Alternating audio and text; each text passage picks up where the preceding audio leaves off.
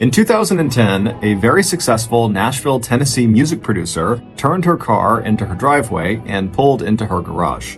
After turning her car off, she was about to click her garage door remote again to shut the garage door when she turned and looked out her car's back window, and she saw something very strange sitting there on her driveway. Seconds later, Veronica would be scrambling to get out of her car and inside of her house as fast as she possibly could. Initially, this story will seem fairly cookie-cutter for a true crime story. However, it is not. There is a very unique plot twist at the very end, so stick around to make sure you hear it. But before we get into today's story, if you're a fan of the strange, dark, and mysterious delivered in story format, then you've come to the right podcast because that's all we do. And we upload twice a week, once on Monday and once on Thursday. So, if that's of interest to you, please replace the 5-star review button's refrigerator light bulb with a heating lamp. Also, please subscribe to the MrBallen podcast wherever you listen to podcasts so you don't miss any of our weekly uploads. Okay, let's get into today's story.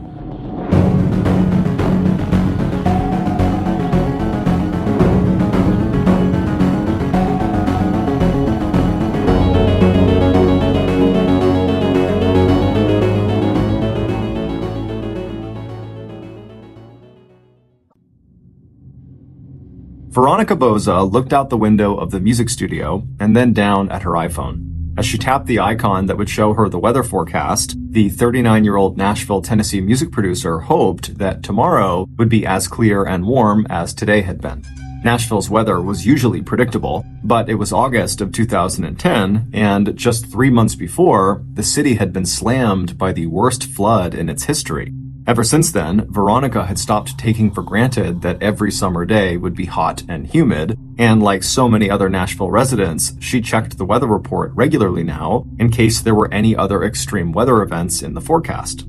At the reassuring sight of a tiny yellow sun displayed on her smartphone screen, along with a predicted high for the following day of 92 degrees Fahrenheit, Veronica smiled.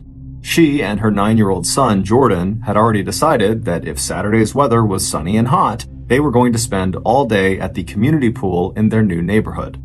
After putting her phone away, Veronica gathered her things and began getting ready to leave the studio and head for home where Jordan was waiting for her. But on Veronica's way out the door, one of her coworkers reached out and put a hand on Veronica's arm. As Veronica stopped and looked questioningly at her friend, the woman asked quietly, "Hey, Veronica, is everything okay?" Veronica smiled, her warm brown eyes almost as dark as her hair.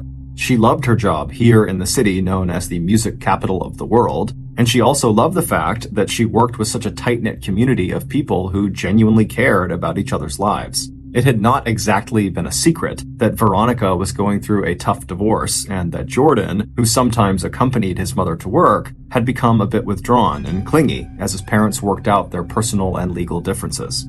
But when it came to her divorce, at least at work, Veronica tried not to dwell on the pain and personal difficulties she'd been experiencing. But even though she wasn't necessarily sharing these feelings at work, the fact was that Veronica was feeling some anxiety. She and her husband Tim had been married for 15 years. They had met and fallen in love shortly after Veronica had immigrated to the US from Italy in 1994. They had both been in their mid-20s when they met, and they both had big dreams. Tim was a construction worker who had plans to build a home remodeling business. As for Veronica, she wanted to work in the entertainment industry. And for the first dozen years of their marriage, their life together in north central Tennessee had been good. Tim did build up his business, and while Veronica worked some part-time jobs, she also went back to school and earned a degree in communications. And 7 years after getting married, Tim and Veronica had their only child, their son Jordan, who was the apple of his mother's eye.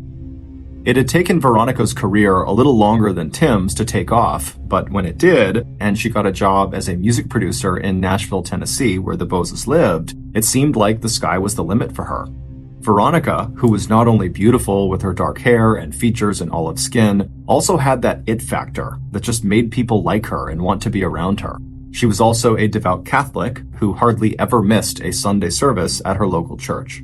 But despite having this celebrity-like style and charisma, Veronica was very modest and never tried to put herself in the spotlight. And in her career, this was literally the case. Her job was to work behind the scenes with recording artists to help them make new music. and in 2009, Veronica was so in demand as a producer that she was asked to produce that year's Country Music Television Awards, which was a very big challenge. But Veronica did a great job, which really elevated her amongst her peers. But as Veronica's star was on the rise, Tim's career was starting to falter. And then, starting in 2007, the construction industry was rocked by the Great Recession. That's when the U.S. housing market went from boom to bust, and large amounts of mortgage-backed investments suddenly lost value. And so around that time, Tim's construction and home remodeling business took a serious hit, putting a strain on the family. In addition to stress over their new financial problems, Veronica's job was becoming so demanding that she was working 10 to 14 hours every day. This while Tim suddenly found himself scrambling for any customers. By 2009, the pressure on the Bozas was just too much, and their marriage collapsed, and the couple filed for divorce. When they split, Veronica moved to an upscale neighborhood 30 minutes outside of Nashville, while Tim had to move back in with his mother. And even though both Tim and Veronica were in agreement on some things, they both loved Jordan and they both were ready to move on with new romantic relationships, the couple had reached an impasse while trying to negotiate a final settlement on child support and a custody arrangement. But finally, it seemed like those last two issues would be resolved, and that by September or early October of that year, the divorce would be final. So when Veronica looked into her worried coworker's face that Friday afternoon as she was leaving work, Veronica just smiled at her friend and told her how much she appreciated her support, and she assured her that the whole divorce was going to be over soon and that everything would be okay.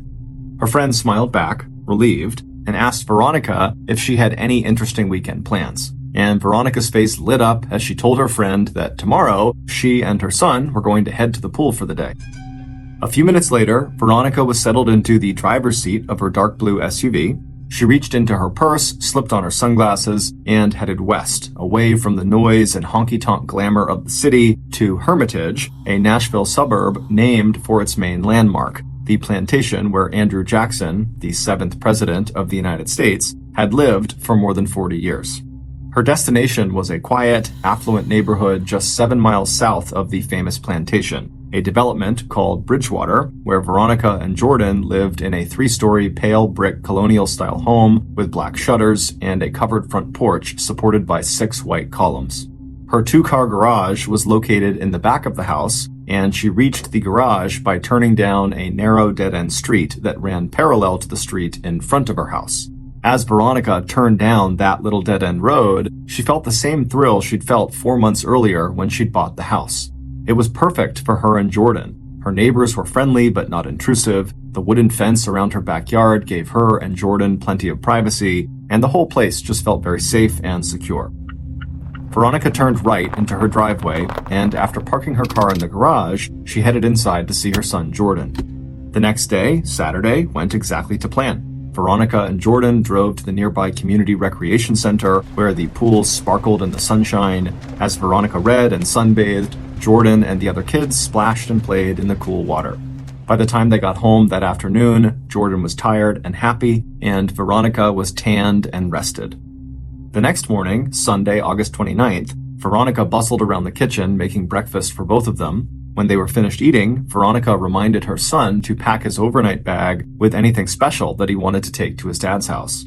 The plan that morning was that Veronica and Jordan would go to church, and then afterward, they would meet Jordan's father, Tim, in the parking lot, and he would take Jordan for the next couple of days. By 10 a.m., Veronica and Jordan were climbing into Veronica's car, and a minute later, they were on the road for the 20-minute drive to St. Edward's Church. On the drive, Veronica did her best to hide the stress she was already feeling about seeing Tim. She tried to think instead about her own plans for the afternoon. She and her new boyfriend, Brian, were going to visit Fall Creek Falls, a beautiful state park 2 hours southeast of Bridgewater. Veronica pictured the mountains and waterfalls, and by the time the church came into view, Veronica could feel herself relax, just a little. After parking the car, she and Jordan headed inside to their usual pew, where Veronica started glancing through the church bulletin and greeting other parishioners. After the service was over, Veronica and Jordan said their goodbyes to Father Breen. The elderly priest nodded encouragingly at Veronica. He knew that Tim and Veronica used the church parking lot as a place to exchange custody of Jordan, and he could feel Veronica tense as she stepped outside the church and spotted Tim's car in the lot. Although Tim and Veronica had initially agreed to a 50-50 custody arrangement, Jordan was actually spending substantially more time with his mother than with his father. While Veronica was more than okay with this, she did want her child support payments to Tim to be reduced, so they reflected the actual amount of time that Jordan was spending with his dad. But hopefully, their lawyers could work something out, and soon, because Veronica really wanted this marriage to be over. Taking a deep breath, Veronica slipped her hand into Jordan's, and the two of them walked away from the church down the sidewalk to the parking lot. A few minutes later, she and Jordan had reached Tim, and after exchanging only a few curt words with her estranged husband, Veronica gave Jordan a big hug and told him to have a great time with his dad and with his grandmother. Then Veronica turned around and headed back toward her car. As she walked, she looked up and saw Father Brain still standing in the doorway of the church. She waved and smiled at him, and he did the same back. When Veronica reached her car, she climbed inside, turned it on, and then began the 20-minute drive back home. She already missed her son, but she'd be seeing him in a few days. And in the meantime, she did get to have some alone time with Brian. Veronica and Brian were both music and TV producers, and when they'd met about 6 months earlier, the chemistry between them had been instant. And over the last several months, their feelings for each other had only deepened and grown stronger. As Veronica pulled into the Bridgewater neighborhood, she glanced at her watch. It was just after noon. She and Brian had already spoke on the phone earlier that day, and the plan was for him to meet her at her house around this time so they could head out to Falls Creek Falls. Veronica turned down the narrow dead-end street behind her house and then into her driveway. She opened her garage door, she drove inside, and was about to push the garage door remote again to close the garage door behind her when she paused. She had noticed something in her rearview mirror as soon as she pulled into the garage, and so to get a better look, she turned around in her seat and looked out her car's back window, and sure enough, there, outside on her driveway, was something totally unusual that should not have been there. About 20 minutes later, at 12:30 p.m., the 911 dispatcher at the Metropolitan Nashville Police Department received a frantic call from a man who identified himself as Brian Robinson. He was standing inside the house belonging to his girlfriend, Veronica Boza, and Veronica was dead.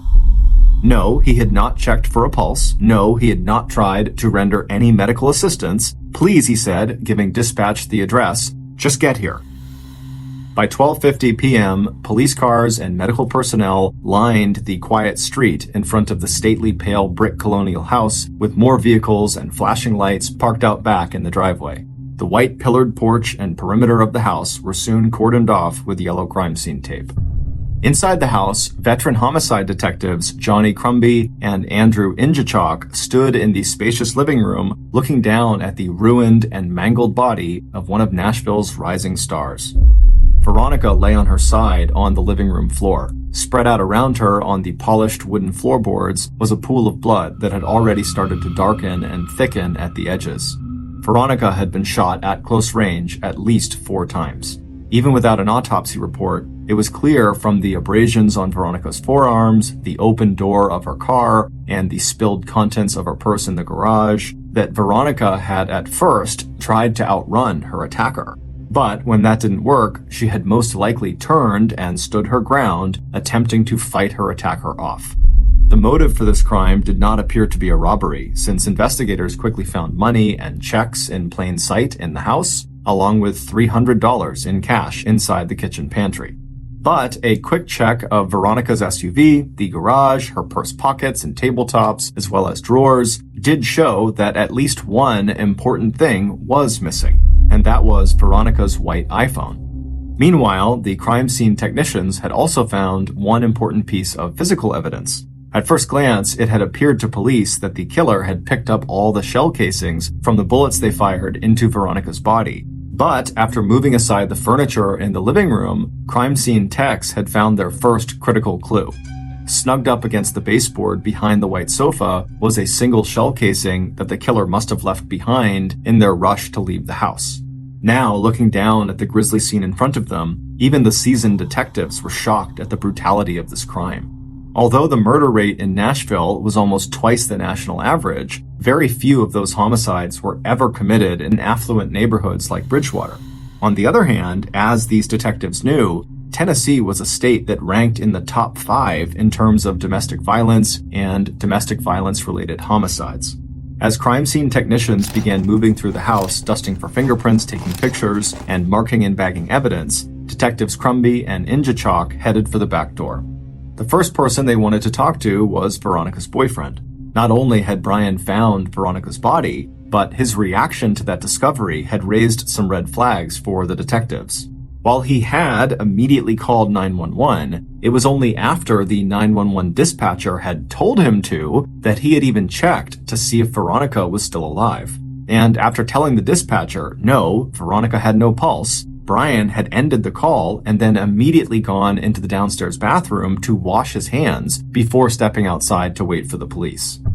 As detectives stepped outside, they noticed that already Veronica's neighbors had begun to gather in stunned groups at the front and back of Veronica's house.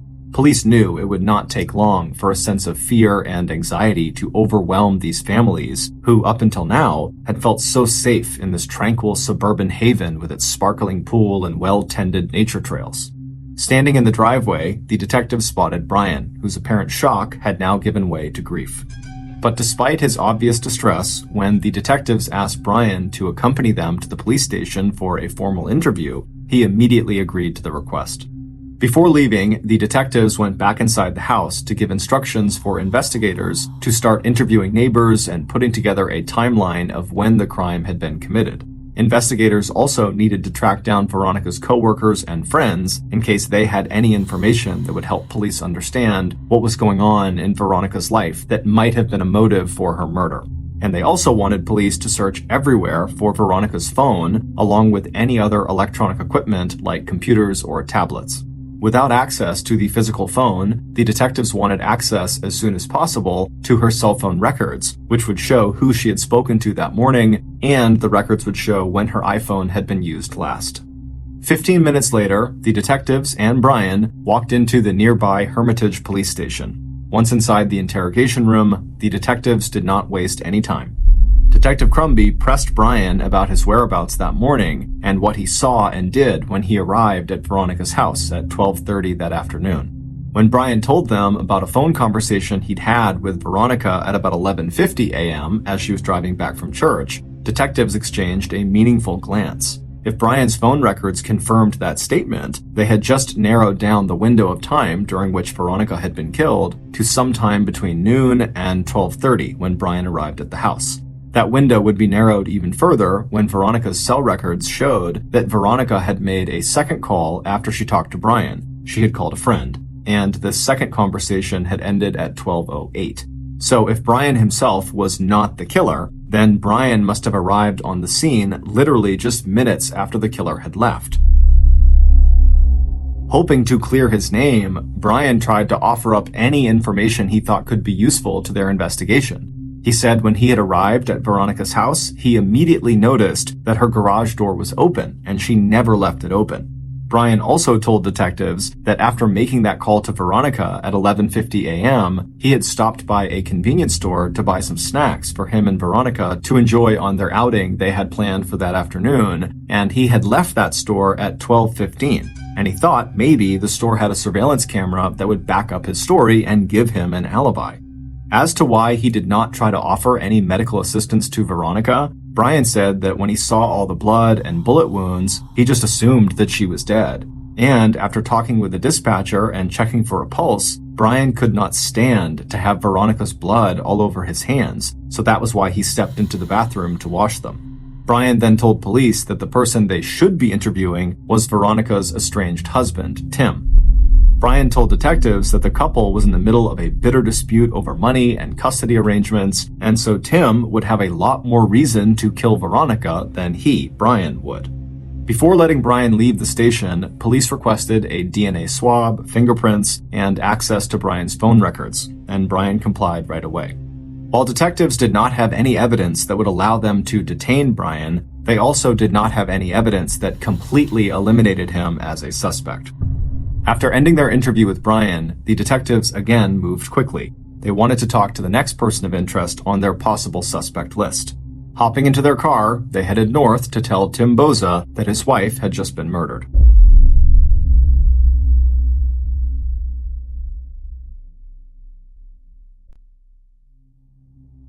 Tim answered their knock on the front door of his mother's house in Robertson County, a 35-minute drive from the church parking lot where Tim had picked up Jordan earlier that day.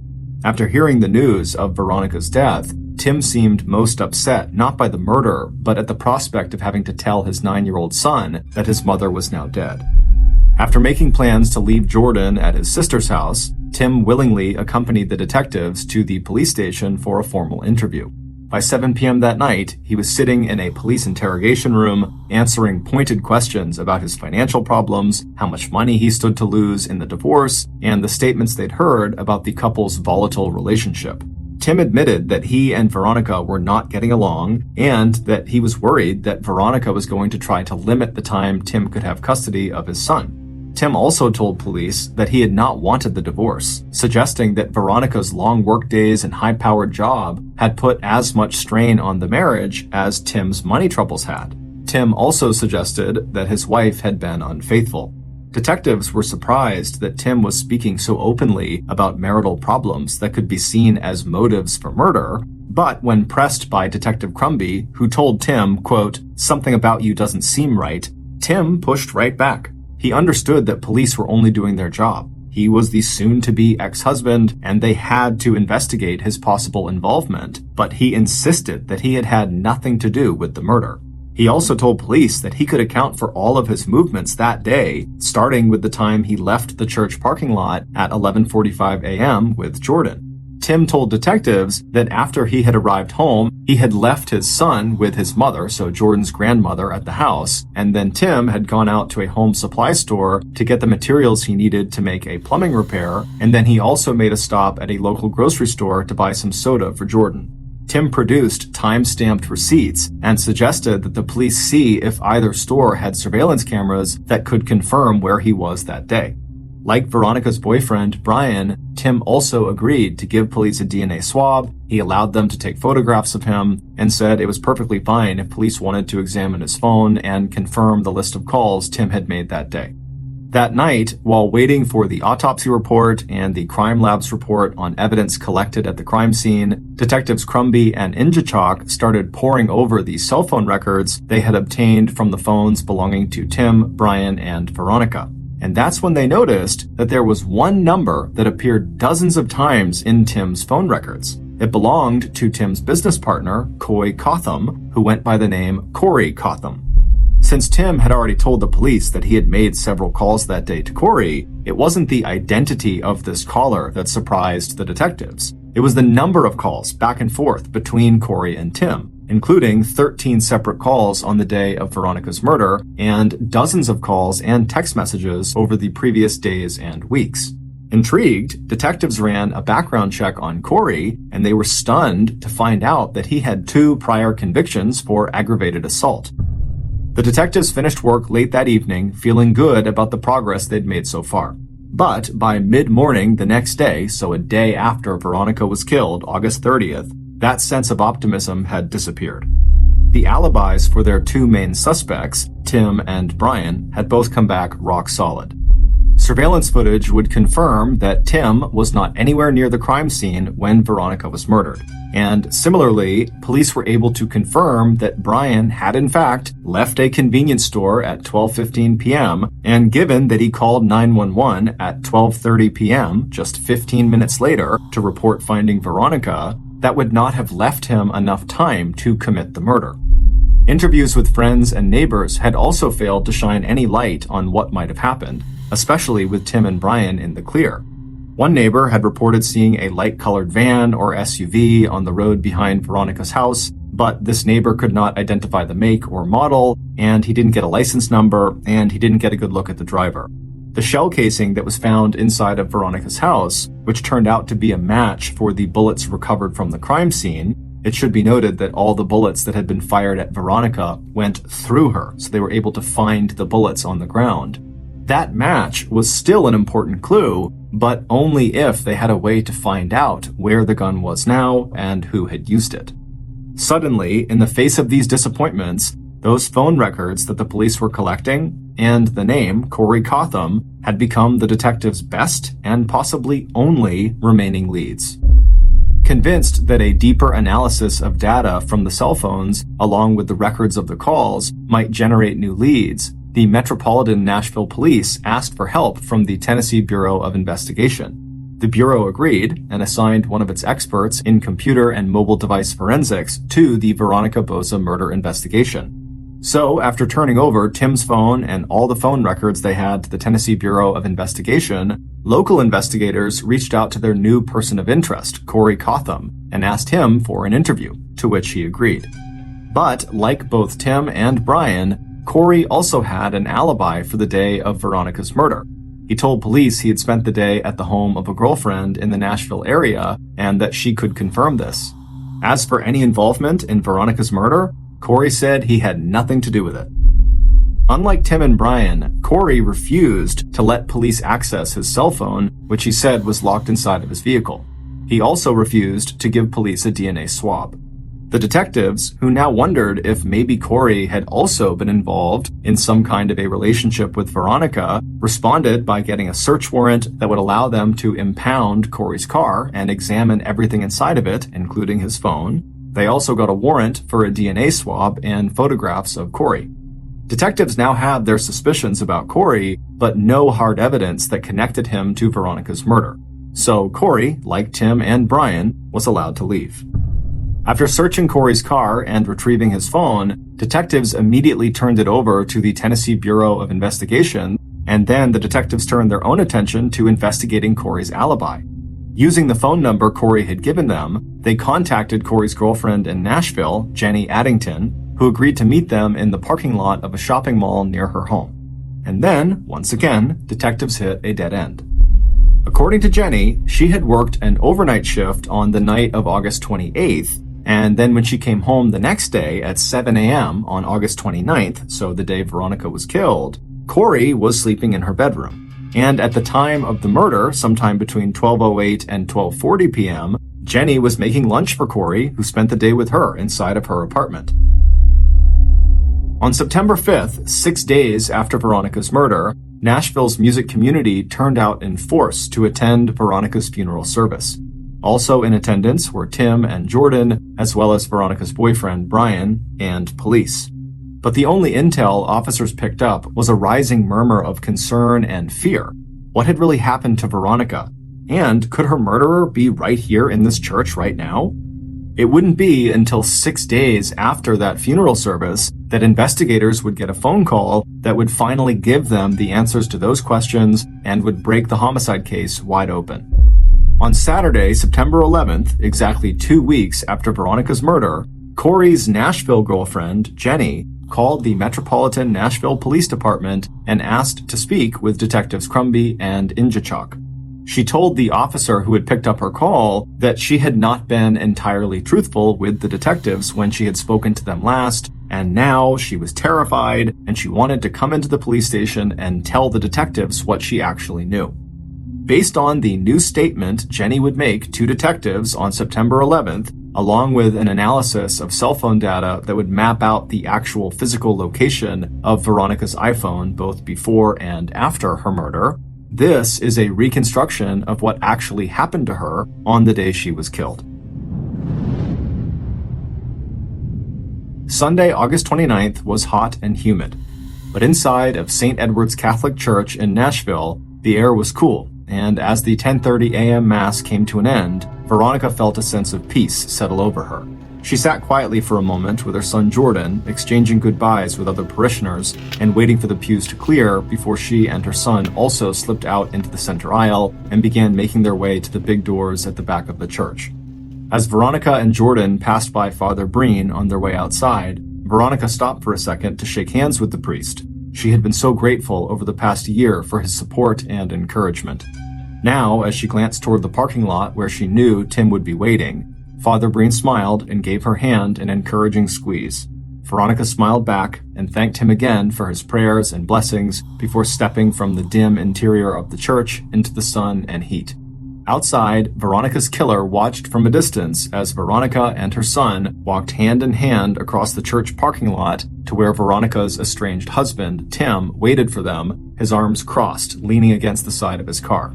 The killer had already spent hours following Veronica on other occasions, still waiting for the right opportunity. But this morning's setup looked promising. The child would be out of the picture, and as Veronica turned away from Jordan and Tim to walk over to her own car, she looked relaxed and didn't even seem to notice her surroundings, or her killer. And that was unusual because Veronica's killer was such a big guy, he was 6'5" tall and nearly 300 pounds, that people did tend to notice him wherever he went, and usually he welcomed the attention, just not now.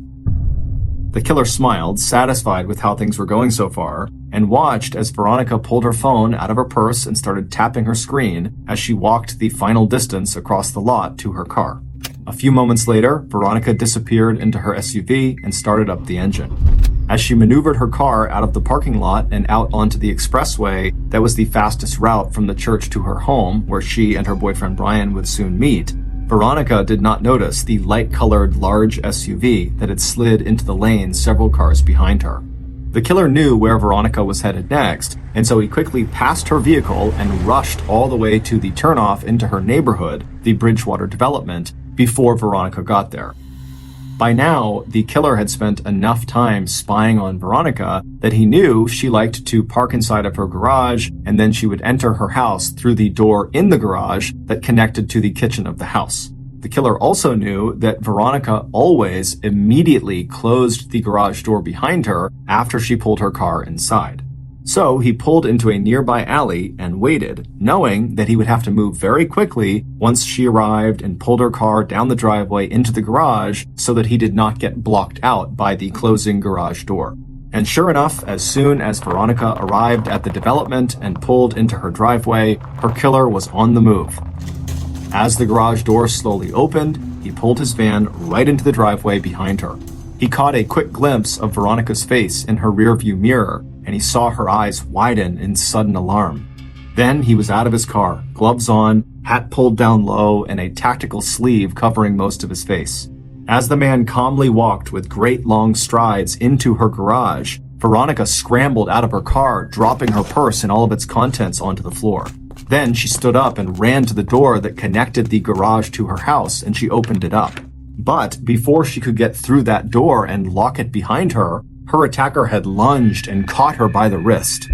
Adrenaline now flooding through Veronica's body, she twisted violently out of his grasp and then flung herself forward, falling first into the kitchen, and then after getting back onto her feet, she lunged even farther into the house, into the living room. As she did this, she and her attacker, who was still right behind her, smashed into tables and chairs and paintings and knocked things off counters and tabletops in the wall, until finally, in the living room, Veronica's killer grabbed hold of her arm again, and he spun Veronica around to face him while he simultaneously raised his pistol and began firing. At least 4 shots were fired from the killer's high-point semi-automatic weapon. One of the bullets hit Veronica's right shoulder and arm, breaking bones before exiting her body. A second bullet entered above and behind her left ear, and then exited on the other side of her head between her right ear and forehead. Another bullet that had entered her left ear ricocheted inside of her skull, and then exited just above her right eye.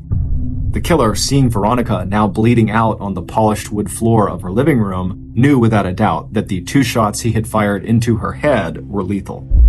Pausing only to catch his breath, Veronica's killer quickly scooped up the spent shell casings from the floor before taking off back to the garage and grabbing Veronica's white iPhone off the garage floor before jumping into his large SUV. Later that day, the killer would call a friend and ask for instructions on how to unlock an iPhone and also how to remove the battery from an iPhone. But for now, as he was making his escape, the killer simply powered off Veronica's iPhone, put it in his pocket, and then drove as casually as he could out of the Bridgewater development and headed back to the expressway and began driving towards Nashville. Earlier that same morning, Jenny arrived home from her overnight shift, not at 7 a.m. as she had first told detectives, but at about 9:30 a.m. Her boyfriend, Corey, was not there at the time. Tired, Jenny immediately showered and then went right to bed.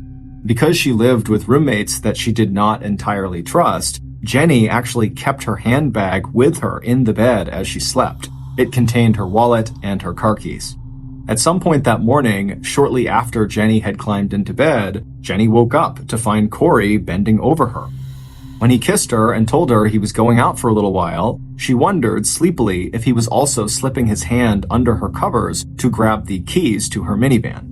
But since her only concern at the moment was just to go back to sleep, Jenny turned over again and closed her eyes. She didn't wake up again until mid-afternoon. That was when Corey woke her and told her he wanted to take her out to an early dinner at a restaurant near Nashville called TGI Fridays. They got into Corey's car, a champagne-colored Cadillac Escalade with a vanity license plate that read Big Man, and headed off for their evening out. At some point along the way, a thin white phone slipped off the console of Corey's Escalade and landed on the floor. Jenny leaned down, picked up the iPhone, and put it back on the console next to the black Android phone that she recognized as Corey's. She didn't ask him where the white phone had come from. Jenny knew that Corey had all kinds of business dealings with all kinds of people, and she suspected that some of that business and some of those people were pretty shady. It had been Corey, after all, who had convinced Jenny to steal her soon-to-be ex-husband's high-point 9mm handgun, along with plenty of ammunition, back in July. At the time, Corey said that Jenny might need it for protection, and she had been carrying it around ever since in the back of her minivan in a red-maroon lunch bag. Except that Jenny's ex had filed a stolen weapon report with police, and when Jenny had gone to look for the gun a few weeks ago, thinking she should just return it in case police decided to come question her about the missing weapon, the gun and the maroon bag had disappeared from her car. She'd asked Corey at the time if he'd taken it, since he sometimes borrowed her van and also helped her now and then take groceries out of the rear compartment, but he denied ever touching it. By the afternoon of the following day, Monday, August 30th, Corey was in a terrible mood. He told Jenny that police were after him for information about the recent murder of his business partner's wife, and that they had impounded both his Cadillac Escalade and his cell phone. Corey told her that she really needed to help him out. Just to get the cops off of his back, he told them that he had been with her all day yesterday, and if police got in touch with her, that's what she should tell them. That he'd been at the apartment with her from 7 a.m. till they left the apartment together to go eat dinner at TGI Fridays. Jenny agreed because she knew this wasn't really a request, it was an order, and she knew better than to cross Corey when he was in one of his moods. But it wasn't until after police did talk to Jenny that evening outside of the strip mall, and she confirmed Corey's alibi, that Jenny started to feel uneasy and a little afraid about having done what Corey had told her to do. As details of Veronica's murder started being reported all over the news, Jenny thought again about that missing gun that she had taken from her ex and about that white iPhone she had seen in Corey's Escalade. And then things got even worse. It turned out that one of Corey's acquaintances had told police that Corey had asked him to clean a high-point pistol for Corey, and that Corey had brought the weapon to him inside of a maroon lunch bag. And shortly after that development, Jenny had overheard Corey making plans to leave the United States for Barbados, an island country in the West Indies. Worried that she was about to get caught in the middle of a legal mess, and increasingly afraid that Corey was the person who had taken that gun out of her minivan, Jenny decided she had to come clean to police about Corey's alibi. So on September 11th, Jenny called the Metropolitan Nashville Police and told Detectives Injachok and Crumby the truth about Corey's alibi. That on the morning of Sunday, August 29th, Jenny had no idea where Corey was between 7 a.m. and mid-afternoon when he woke her up to bring her to TGI Fridays.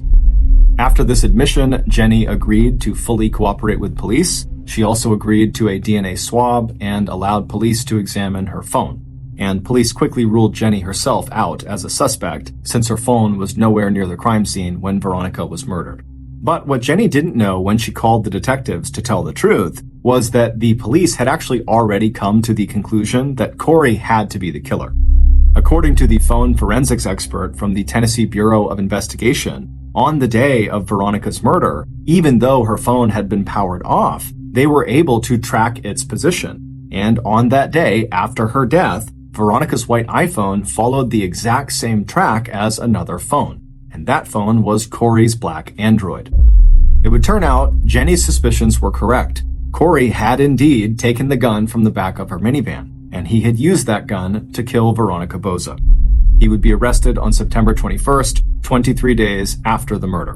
But that was not the end of this murder investigation, because police were about to uncover one final unbelievable twist to the Veronica Boza homicide, which was literally the kind of thing you would expect to see in a movie. It would turn out Corey was not Veronica's only killer. Although this other killer was far away from the Bridgewater development at the time of the crime, and he never so much as touched the weapon that was used to kill his wife, it was Tim Boza, Veronica's estranged husband, who had first planted the idea that led to Veronica's death. Back in late June, early July, bitter and broke over a divorce that looked like it would end with him getting less time than he wanted with his son and less money than he wanted from Victoria, Tim and his business partner and best friend, Corey Cotham, who was also broke and also facing relationship issues, started talking about a Criss Cross murder scheme, just like the one that Hollywood actors Danny DeVito and Billy Crystal played out in the 1987 comedy thriller Throw Mama from the Train, where Billy Crystal's character agrees to murder the mother of Danny DeVito's character, and Danny DeVito's character agrees to murder the wife of Billy Crystal's character. But unlike in the movie, where neither the overbearing mother or the deceitful wife is actually killed, Corey and Tim decided they should do this and actually follow through. The plan was that Corey would kill Veronica for Tim, which he did, and in exchange, Tim would kill the ex-husband of one of Corey's girlfriends for Corey. However, Tim did not get a chance to commit that murder before they were caught. And although Tim later denied that the two men had any kind of formal agreement to carry out either murder, investigators would go on to find plenty of evidence to the contrary, at least when it came to the murder of Tim's wife, Veronica. That evidence included the 13 phone calls that Tim and Corey exchanged on the day Veronica was killed, along with several text messages in which the men planned the murder. And just after the murder, Tim got an update from Corey saying, quote, "It's done."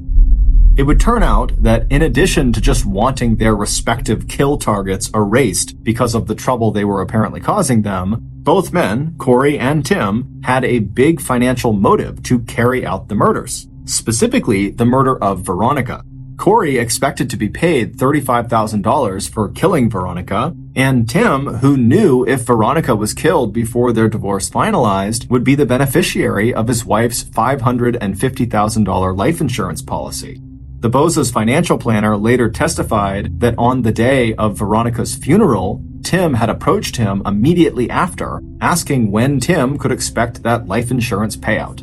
In February of 2012, Corey Cotham was convicted of first-degree premeditated murder and, quote, especially aggravated robbery, and was sentenced to life without parole plus 25 years. 6 months later, in October, Tim, who had testified against Corey at Corey's earlier trial, was sentenced to life in prison as well, but with the possibility of parole after 51 years. As of 2021, Veronica and Tim's son, Jordan, was living with an aunt in Tennessee and was going to college.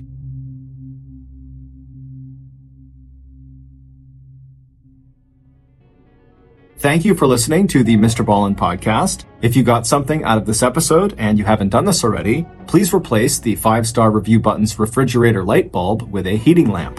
Also, please subscribe to the MrBallen podcast on Spotify, Apple Podcasts, Amazon, Google, and anywhere else you get your podcasts. This podcast airs every Monday and Thursday morning, but in the meantime, you can always watch one of the hundreds of stories we have posted on our YouTube channel, which is just called MrBallen. We also now have a registered 501c3 charitable organization called the MrBallen Foundation that makes it as easy as possible for you to join me, my family, and my team in supporting those whose lives have been most impacted by violent and heinous crimes. Monthly donors to the MrBallen Foundation Honor Them Society will receive free gifts and exclusive invites to special live events. But the real reward is helping to create a new ending to the story for victims of violent crime. Go to mrballen.foundation and click Get Involved to join the Honor Them Society today. If you want to get in touch with me, please follow me on any major social media platform and then send me a direct message. My username is just at MrBallen, and I really do read the majority of my DMs. Lastly, we have some really cool merchandise, so head on over to shopmrballen.com to have a look. So that's going to do it. I really appreciate your support. Until next time, see ya.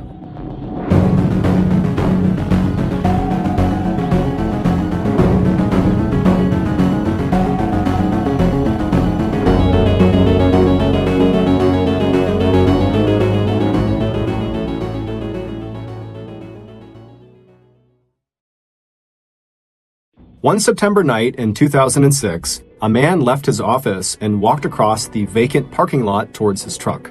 When he climbed inside the driver's seat, he instantly noticed that the back left of his vehicle seemed to be sagging slightly. But before he could figure out why it was doing that, he thought he saw something moving in his peripheral vision off to his left. So he turned and looked out his window into the dark night, and there, only a few feet away from him, was a shadowy figure who began to raise their hands. While most of you will figure out what is going on early in the story, I would encourage you to stick around to the very end, because at the end, there is a very disturbing plot twist that is the primary reason people even know about this case. This story contains sexual content as well as graphic violence, and so listener discretion is advised. But before we get into today's story, if you're a fan of the strange, dark, and mysterious delivered in story format, then you come to the right podcast, because that's all we do, and we upload twice a week, once on Monday and once on Thursday. So if that's of interest to you, just as the 5-star review button is about to blow out the candles on their birthday cake, lean in and blow them out yourself. Also, please subscribe to the MrBallen podcast wherever you listen to podcasts so you don't miss any of our weekly uploads. Okay, let's get into today's story.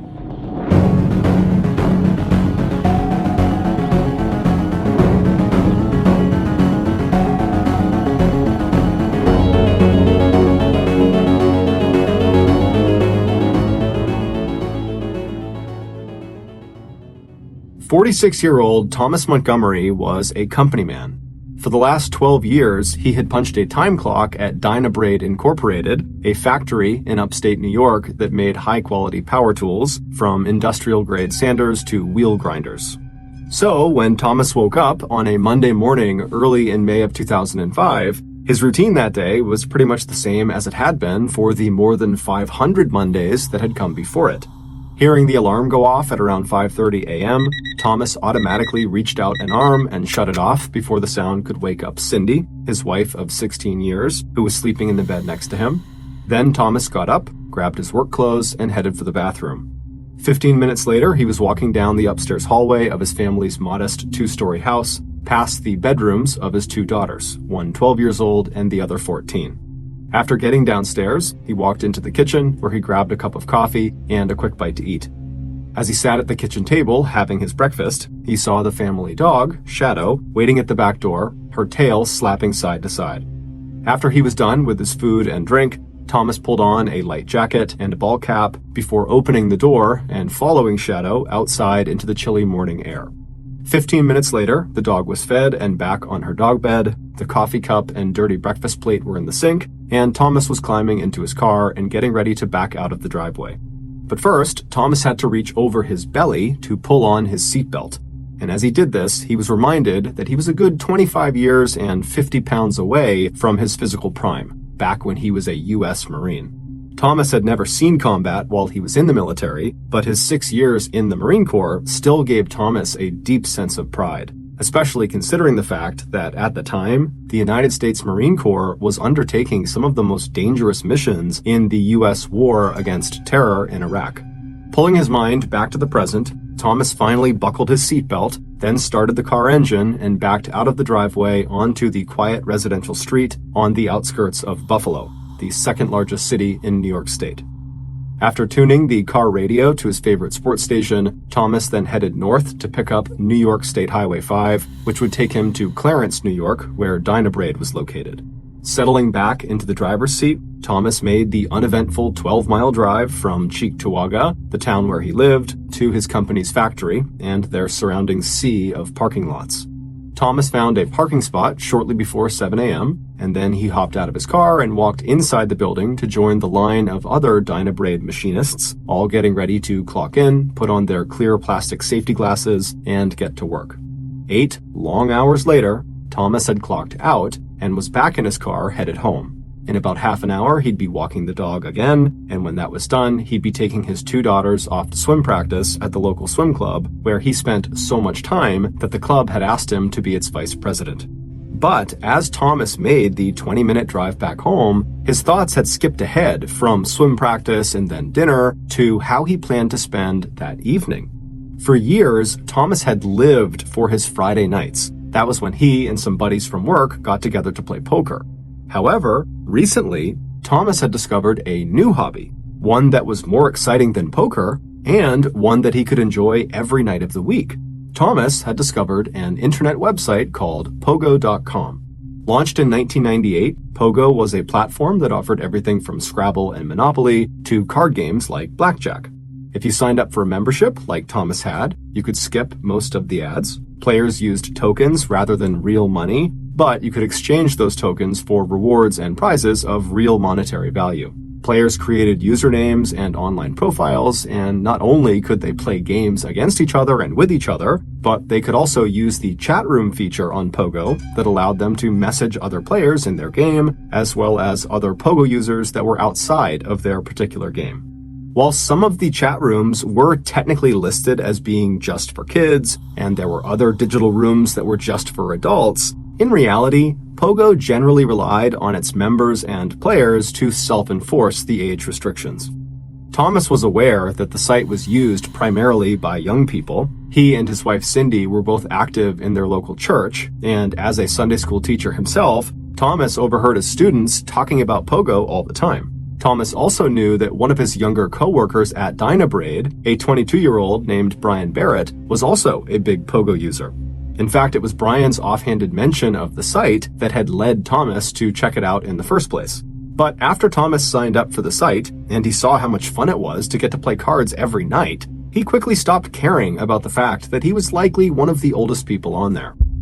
In fact, he didn't even think about it. He hopped into different games and chat rooms without so much as looking at the age restrictions on them. So, back on that Monday night in May of 2005, after Thomas had walked his dog and taken his kids to swim practice and had dinner, after all that, he shooed his 2 daughters off of the family computer in the living room, and with his wife Cindy sitting nearby in her usual spot on the sofa watching TV, Thomas made himself comfortable and logged into Pogo.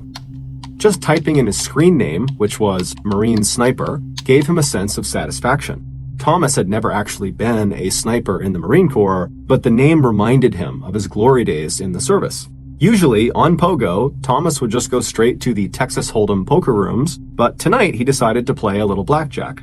But Thomas had hardly started looking at his first hand when he heard a ping and saw he'd gotten a direct message from another player with the screen name Tall Hot Blonde.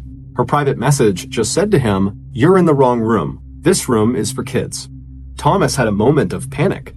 He hadn't checked to see whether this chat room/game room was for kids or adults, and suddenly he wondered what would happen to him if it was revealed that he was a 40-something-year-old man playing with kids. Would he be kicked off of Pogo? Thomas did not want that to happen. Thomas loved Pogo. Playing these online card games and chatting with random strangers in the chat rooms had become an escape from the daily drudgery of his job and his routine. It also took his mind off the fact that in the last year or so, he'd had more and more problems with impotence, and that had put a strain on his marriage. His wife, Cindy, wanted to talk to him about it and spend more time together. Thomas, on the other hand, wanted to just ignore it and be left alone. So it didn't take Thomas long to decide how he was going to respond to Tall Hot Blonde's message. A second later, Thomas, aka Marine Sniper, wrote back, "Don't worry, I'm 18 years old. What about you? How old are you?"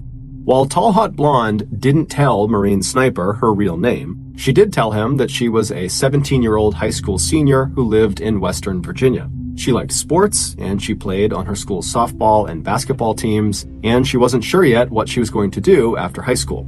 "And what about him?" she typed. "Are you really a sniper?" Sitting there in front of the computer screen, Thomas felt a sudden, intense rush of excitement. The question had given him a very unexpected thrill. He would never meet this girl, and here he had an opportunity to play the part of his much more interesting and exciting and exaggerated younger self. So, Marine Sniper told Tall Hot Blonde that, yes, well, soon he would be a sniper. He was a Marine recruit for now who went by the nickname Tommy. He was about to start boot camp soon, then he would go to sniper school, and then after that he would deploy to combat in Iraq. By the time Thomas had shut down his computer 2 hours later, Tall Hot Blonde had sent him pictures of herself wearing a small yellow bikini that showed off both her curves and her flat belly. She'd eventually told him that her real name was Jessica, but she went by Jessie, spelled Jessi. She had one brother, and her family lived in a small house in the backwoods of West Virginia where nothing exciting happened, at least not since she had come in first place in a local beauty contest back in 2002. As Thomas turned out the downstairs lights and went upstairs to join Cindy in bed, he kept seeing those pictures of Jessie. With her wide smile, shoulder-length straight blonde hair, and long tanned legs, she more than lived up to the promise of her screen name. Thomas was already secretly hoping that the next time he logged on to Pogo, Tall Hot Blonde would be waiting for him. Thomas was still thinking about those pictures of Jessie when he woke up the next morning, and as soon as dinner that night was over, Thomas headed straight for the family computer. A minute later, he was on Pogo. Despite telling himself that this time he was just going to play a couple of hands of Texas Hold'em and then log off, Thomas kept clicking on his Pogo chat feature inbox, hoping he would see a private message come through from Tall Hot Blonde. And he didn't have to wait long. As soon as he saw the words, "Tommy, is that you?" pop up on his screen, Thomas felt that same thrill course through him that he'd felt the night before. And this time, there was no hesitation at all. Thomas began to add one lie after another to the fantastical story he told Tall Hot Blonde about Marine Sniper Tommy. After that, every night over the next few weeks, Marine Sniper and Tall Hot Blonde told each other intimate details about their lives. While the real Thomas Montgomery still got up early every morning to go to Dynabraid and spend 8 hours making components for power tools, in the evenings, he became the man he had dreamed of being. While Thomas was overweight and balding, Marine Sniper was 6 foot 2 inches tall and 190 pounds of pure muscle. While Thomas came home after work and walked the family dog and took his daughters to swim practice, Marine Sniper had the broad shoulders that Jessie had said she liked, along with a black belt in karate. While Thomas wore glasses and covered his bald spot with a ball cap, Marine Sniper looked a lot like a younger red-haired version of Hollywood heartthrob Harrison Ford. Soon, Jessie and Tommy had moved off of the Pogo chat feature and had started emailing each other and using Yahoo's instant messaging feature. Jessie's instant messenger name was Peaches0617, while Thomas went by Tommy Loves WV Fox. WV Fox stood for West Virginia Fox, clearly an allusion to Jessie. When Jessie finally asked Tommy to send her a picture, Thomas sent the headshot of himself that was taken almost 30 years earlier when he had graduated from boot camp. Even though it seemed fairly obvious that his picture was very out of date, Jessie didn't care. She was totally infatuated. And her fascination only grew as Thomas started concocting a tragic and hard-luck backstory for Tommy that would make Jessie feel protective and sympathetic. According to Thomas, Tommy's father had also been a Marine, Tommy's mother had died of cancer, and that had been such a terrible blow that Tommy's life had gone completely off the rails.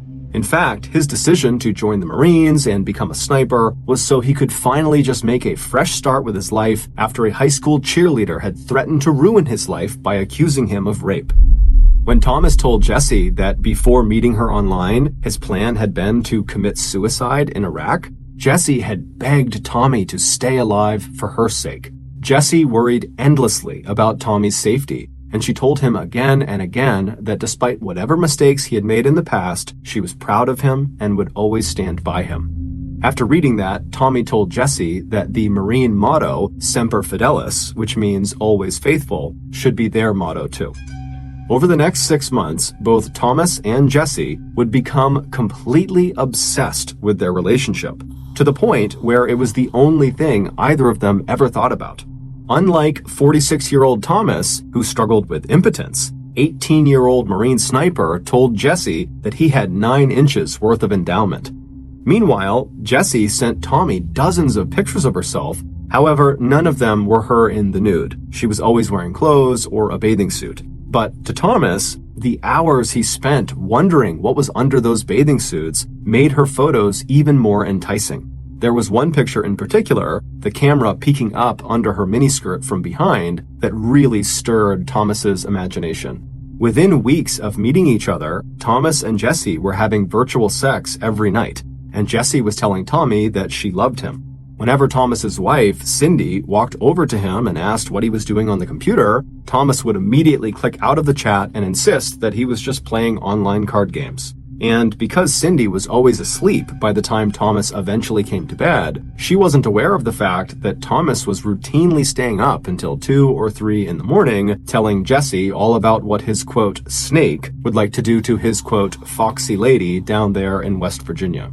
And when Cindy did try to talk with Thomas about spending more time together, one of the remedies that their minister had suggested when they sought help for Thomas's impotence, Thomas told her that it was her nagging and her criticism of him that had led to his impotence problem in the first place, and so he didn't want to spend more time with her. He wanted to spend less time with her. Shortly after Marine Sniper and Tall Hot Blonde's online relationship had become very sexual, Thomas informed her that he had graduated from Marine boot camp and was now on active duty, and before long, he would be shipping out to Iraq. This is when Thomas introduced to Jessie his totally made-up father and former Marine, Tom Sr. His role would be crucial to keeping the Marine Sniper fantasy alive. With the creation of Tom Sr., Thomas would be able to keep his daily connection to Jessie, who would be able to chat with Tom Sr. whenever Tommy was busy being an active duty Marine. And Tom Sr. would be able to pass her messages along to his son when Tommy eventually deployed to Iraq.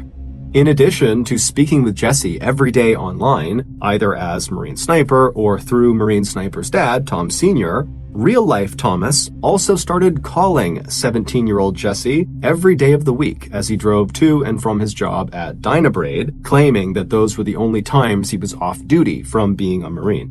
But even this added layer of connection to Jessie wasn't enough for Thomas, and in time, Thomas started to act very jealous. Whenever he noticed a new friend added to Jessie's MySpace page, MySpace was a very early social media platform, or saw that she was chatting with other people online in the public Pogo chat rooms, Thomas instantly suspected she had other boyfriends and therefore was cheating on him. And it was true that Tall Hot Blonde had become an accomplished cyber flirt and seemed to enjoy the power she had over Marine Sniper, who showed absolutely no interest in any other girls.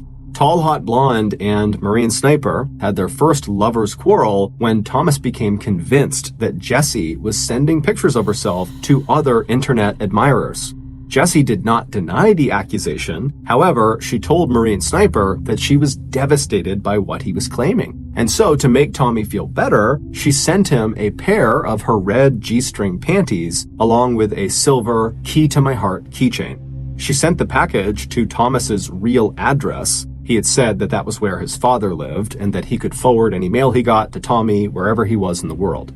When Tommy received the panties, he forgave Jessie. However, his dad, Tom Sr., did not.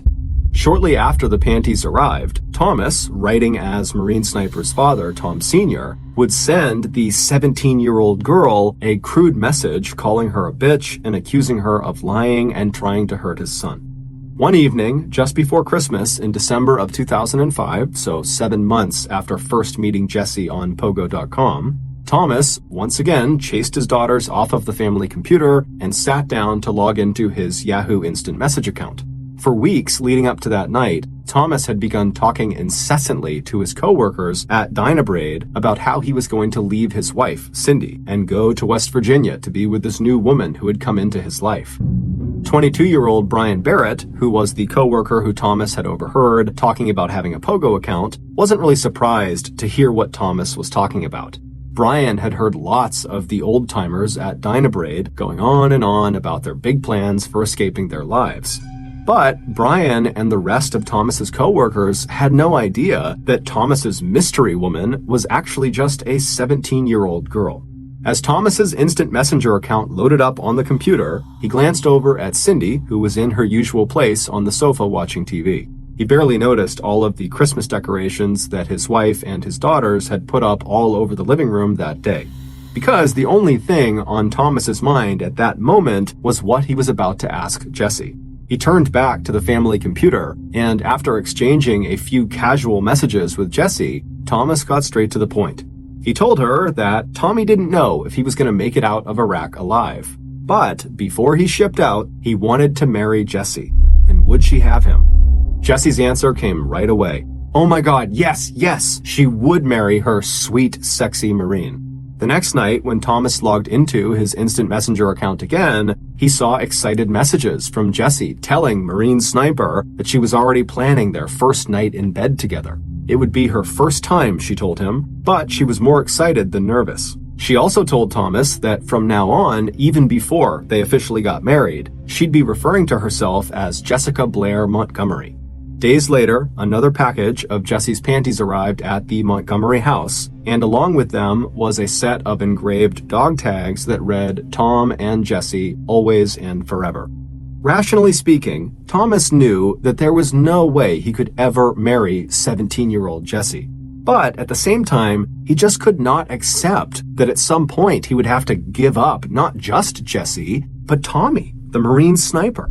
And so, at some point, shortly after asking her to marry him, Thomas made up his mind. He decided he would find a way to marry Jessie and have a real life with her outside of the internet. And to do that, he needed to become 18-year-old Marine Sniper Tommy. And so, on January 2nd, 2006, while he was on a break at Dynabraid, he pulled out a piece of stationery with the company logo at the top and wrote a letter that was part New Year's resolution and part manifesto describing this vision he had for the future.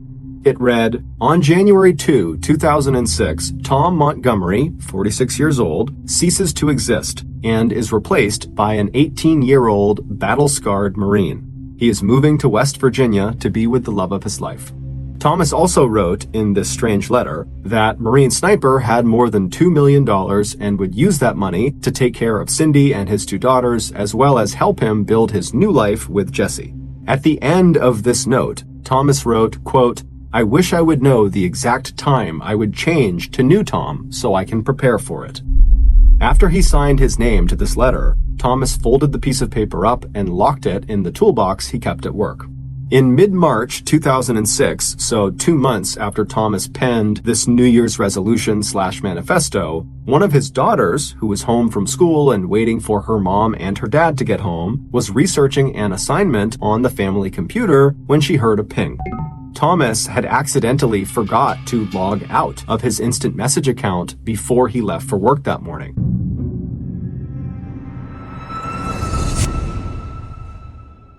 Okay, back to the story.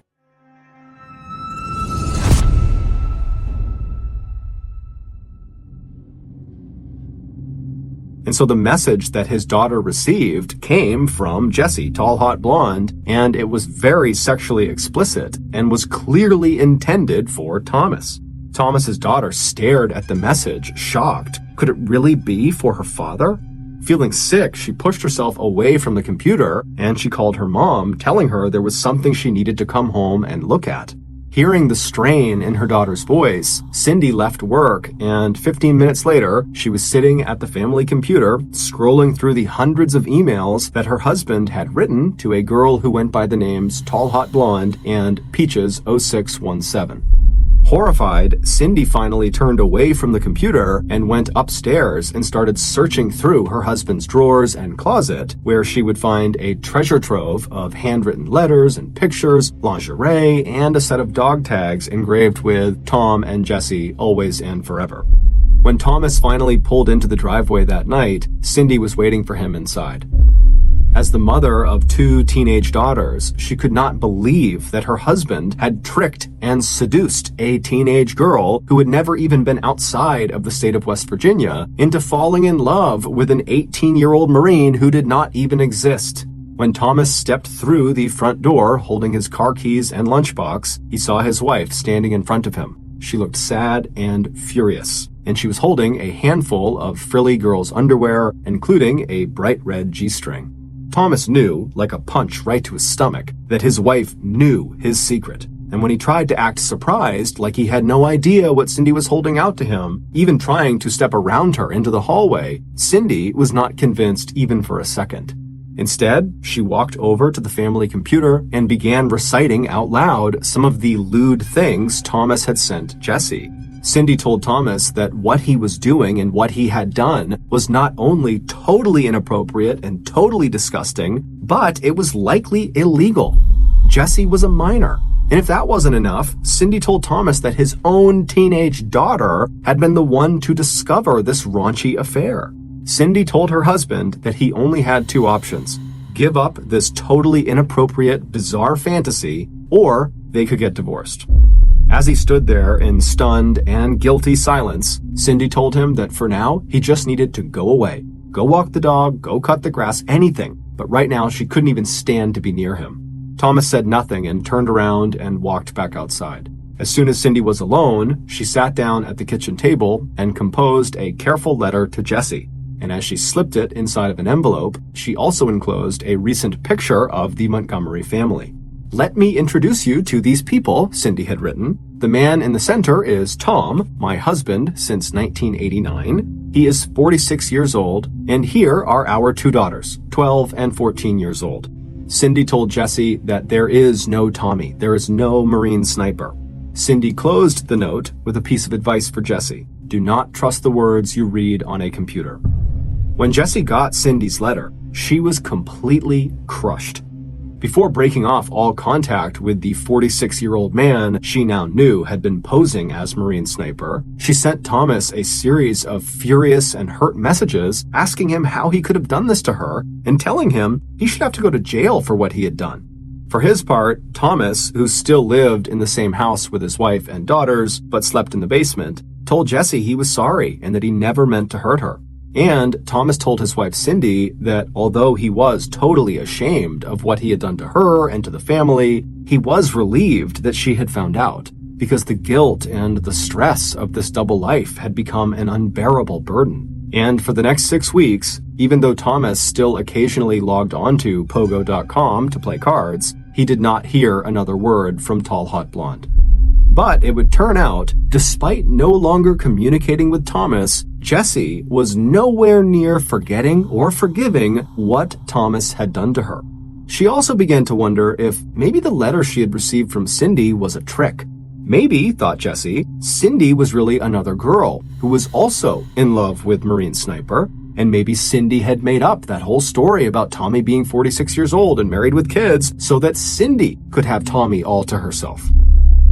Within 2 weeks of getting Cindy's letter and the picture of the Montgomery family, Jesse was back on Pogo, but this time she was looking for friends of Marine Sniper who could tell her the truth about him.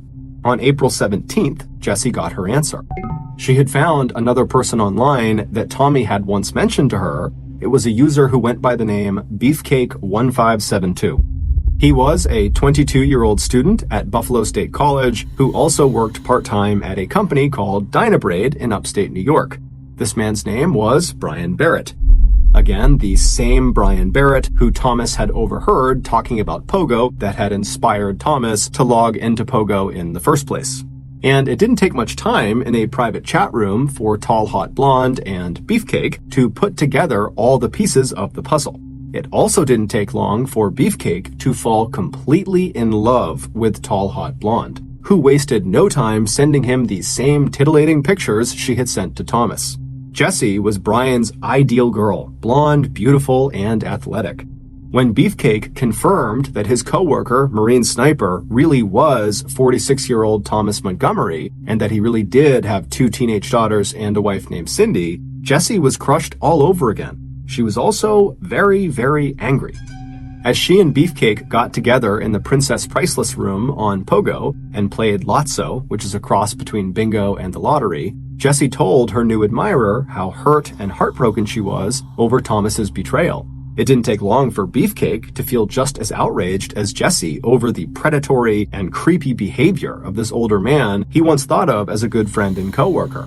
So by the time Jessie got around to asking Beefcake if he would help her teach Thomas Montgomery a lesson, Brian, dazzled by Jessie's beauty and attention, was all in. He asked her, "What do you need me to do?" A couple weeks later, at the end of April, 46-year-old Thomas Montgomery logged onto Pogo. However, as soon as he was logged in, he got a message saying that his account had been suspended due to complaints of inappropriate activity. Stunned, Thomas logged off and started going on some of the other gaming sites he often visited outside of Pogo, and what he saw on them horrified him. On each of these other sites were forums where members of the site could post questions or offer insights or whatever they wanted to talk about, and then other people on the site could click on those individual posts and they could comment and interact with them. And when Thomas logged into each of these other gaming sites, the forum page where all these different topics are listed was the first thing he saw. And immediately, he saw his real name in several of these posts. And when he clicked on them, he saw the posts were all about how he was this 46-year-old predator and pedophile who posed as this Marine sniper. When Thomas checked to see who had written these posts, his heart sunk. They were all from either Tall Hot Blonde or Beefcake 1572, who he instantly recognized as his co-worker, Brian. Meanwhile, Jesse and Brian became closer and closer. When Jesse suggested to Brian that he tell his co-workers at Dynabraid what Thomas had done, Brian didn't waste any time. He asked Thomas's co-workers if they remembered all that talk from Thomas about him leaving his wife Cindy and moving to West Virginia to be with this new mystery woman he had met. Then Brian put out the word that the mystery woman was really a 17-year-old girl that Thomas had met online by posing as an 18-year-old Marine sniper. It didn't take long for Thomas to start seeing the dirty looks and hearing the nasty comments all around work. He was now sure that half the people at his office thought he was a loser and a predator, and parents no longer wanted him to be around their kids. Also, Brian outright told Thomas that he and Jesse were now an item, and that every time they interacted, things got hot and heavy. At home, banished to the basement and now using his own computer, Thomas sent Jesse an instant message that hinted at suicide. It said, "You can say goodbye forever to me and Tommy." At first, Jesse was glad to see the damage her revenge campaign was doing to Thomas, and it was clear that Brian was also getting a thrill out of it as well. But eventually, Jesse started to feel bad about what was happening. And in a series of text messages that started a few weeks after she and Brian had begun publicly shaming Thomas, Jesse was back in touch with Thomas, telling him how much she missed her Tommy, and that Thomas was all she had left of her, quote, sweet, sexy Marine. Maybe, she told Thomas, they could just be friends, and together they could keep the memory of Marine sniper Tommy and the passion they had shared alive. But despite Thomas agreeing to this just be friends arrangement, his relationship with Jesse pretty much immediately became very sexual and intimate again, except now it was not just Thomas and Jesse, it was Thomas, Jesse, and Brian. Despite Jesse's promise to Thomas that she would end her relationship with Brian, she didn't, and instead she began going back and forth between the two men. And so in time, the hours that she and Thomas would spend messaging each other late into the night and early morning veered crazily between declarations of love and jealous outbursts from Thomas, who kept seeing Brian's username pop up alongside Tall Hot Blonde on Pogo, other gaming sites, and on Jesse's MySpace page. Meanwhile, the tension between Thomas and Brian when they were at Dynabraid together was palpable. Thomas was furious with Brian, not only for interfering with his relationship with Jesse, but for also very publicly humiliating him. And Brian, who had developed real feelings for Jesse, had become furious with Thomas and felt like he really was a predator and a pedophile and should just go away. Thomas and Brian would openly argue and fight with each other at work, and then when they went home, they would get online and spend hours accusing each other of telling lies about their relationship with Jesse. But by mid-May, Brian was just tired of the drama. And so he told Thomas that he was just going to go to West Virginia and he was going to see Jesse in person and likely become intimate with her in person, and then she would be all his. Even though Jesse told Brian, no, do not make a trip to West Virginia, the damage to Thomas was done. From that moment forward, Thomas became obsessed with the idea that Jesse and Brian were going to take their relationship out of the cyber world, where Thomas felt like he had a chance with Jesse, into the real world, where 46-year-old Thomas stood no chance. By early September 2006, this obsession had made it impossible for Thomas to be even remotely civil with Jessie. His messages to her had become so crude and so violent that Jessie had just begun to ignore them. And when she did this, it only made Thomas more angry and more obsessed. At 10:16 p.m. on the night of September 15, 2006, Brian clocked out of his shift at Dynabraid. It was 63 degrees Fahrenheit and cloudy outside. The quiet and the light northeast breeze were a welcome relief after the noise and bright lights inside the machine shop. As Brian walked across the nearly vacant parking lot, he kept his head down and fished his car keys out of his pocket. When he got to his white pickup truck, he polished a small smudge off the driver's side door before opening it up and hopping inside. Before Brian put his keys into the ignition, he paused and noticed that the back left side of his truck seemed to be sagging slightly. But before he could figure out why it was doing that, he noticed off to his left in his peripheral vision, a shadowy figure was moving across the lot toward him. 2 days later, early on Monday morning, September 18th, Clarence, New York police got a 911 call from the security guard at the Dynabraid equipment factory. He just found the body of a young man who'd been shot dead at close range inside of his white truck that was parked in the Dynabraid parking lot. By the time the police arrived, so too had the first shift of Dynabraid workers. As the police set up a perimeter around the crime scene, co-workers stood by in total disbelief. Based on interviews with Brian's family who had not seen him all weekend, and with his co-workers who identified his truck and his body, along with records that showed when Brian had last left the Dynabraid factory, it only took police a few hours to come up with a preliminary theory about what had happened. Whoever killed Brian must have taken the young man by surprise. Brian sat slumped in the driver's seat of the truck, leaning slightly towards his right, away from the closed window with the 3 bullet holes punched through it. There were bullet wounds in his upper left arm and jaw, and a gaping hole in the left side of his neck. Police noticed that Brian's back left tire on his truck was flat, and when they checked, they saw someone had punctured it with a knife. Also, a .30 caliber carbine rifle shell casing, as well as a peach pit, were discovered at the scene of the crime. Brian's family was devastated. They had absolutely no idea who might have wanted to harm their eldest child. When police interviewed Brian's parents, neither of them were aware of any problems or arguments that Brian was having at home, at school, or at work. But once police began interviewing Brian's co-workers at Dynabraid that Monday morning, they heard a very different story. It seemed to be common knowledge that Brian had had a serious falling out with a co-worker who had been acting more and more erratically in recent weeks. That co-worker's name was Thomas Montgomery, and it seemed like the two men had both been involved in an online relationship with the same woman, except she wasn't really a woman, she was actually a 17-year-old girl. Unable to locate Thomas, police were concerned, if he really was the killer, that Jessie, the 17-year-old girl, could be in danger. So police in New York went through Brian's cell phone and found contact information for Jessie, and then contacted authorities in Oak Hill, West Virginia, and asked them to do a welfare check on the girl. But before the West Virginia police could conduct that check, detectives in New York got in touch with Thomas and pulled him in for questioning.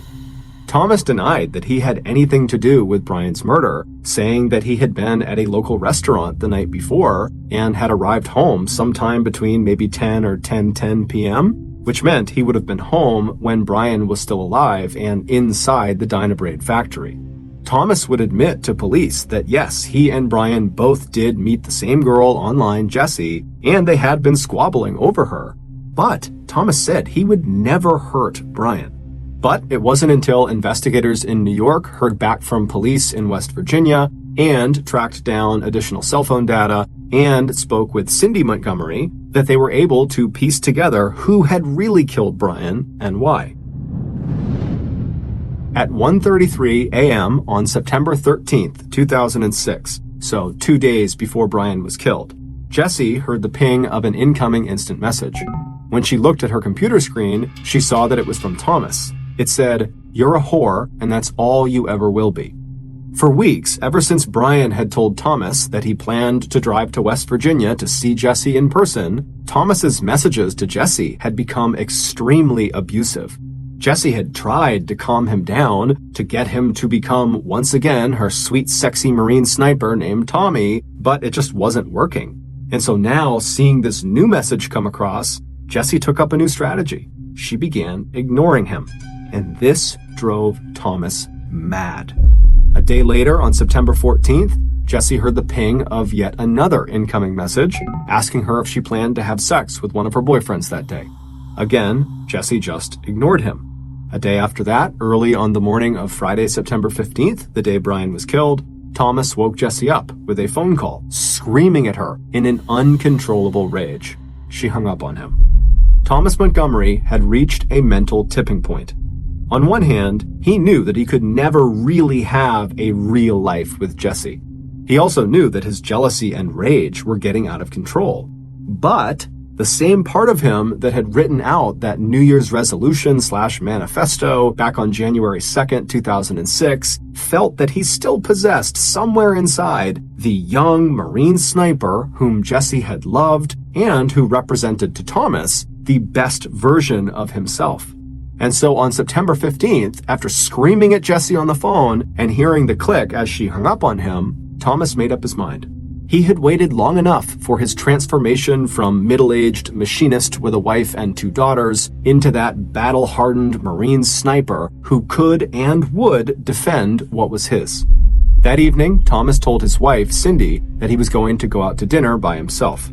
Once outside in his car, he looked in the back seat to make sure his supplies were all there.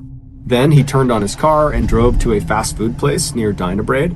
After eating, Thomas left the restaurant and drove the short distance to Dynabrade.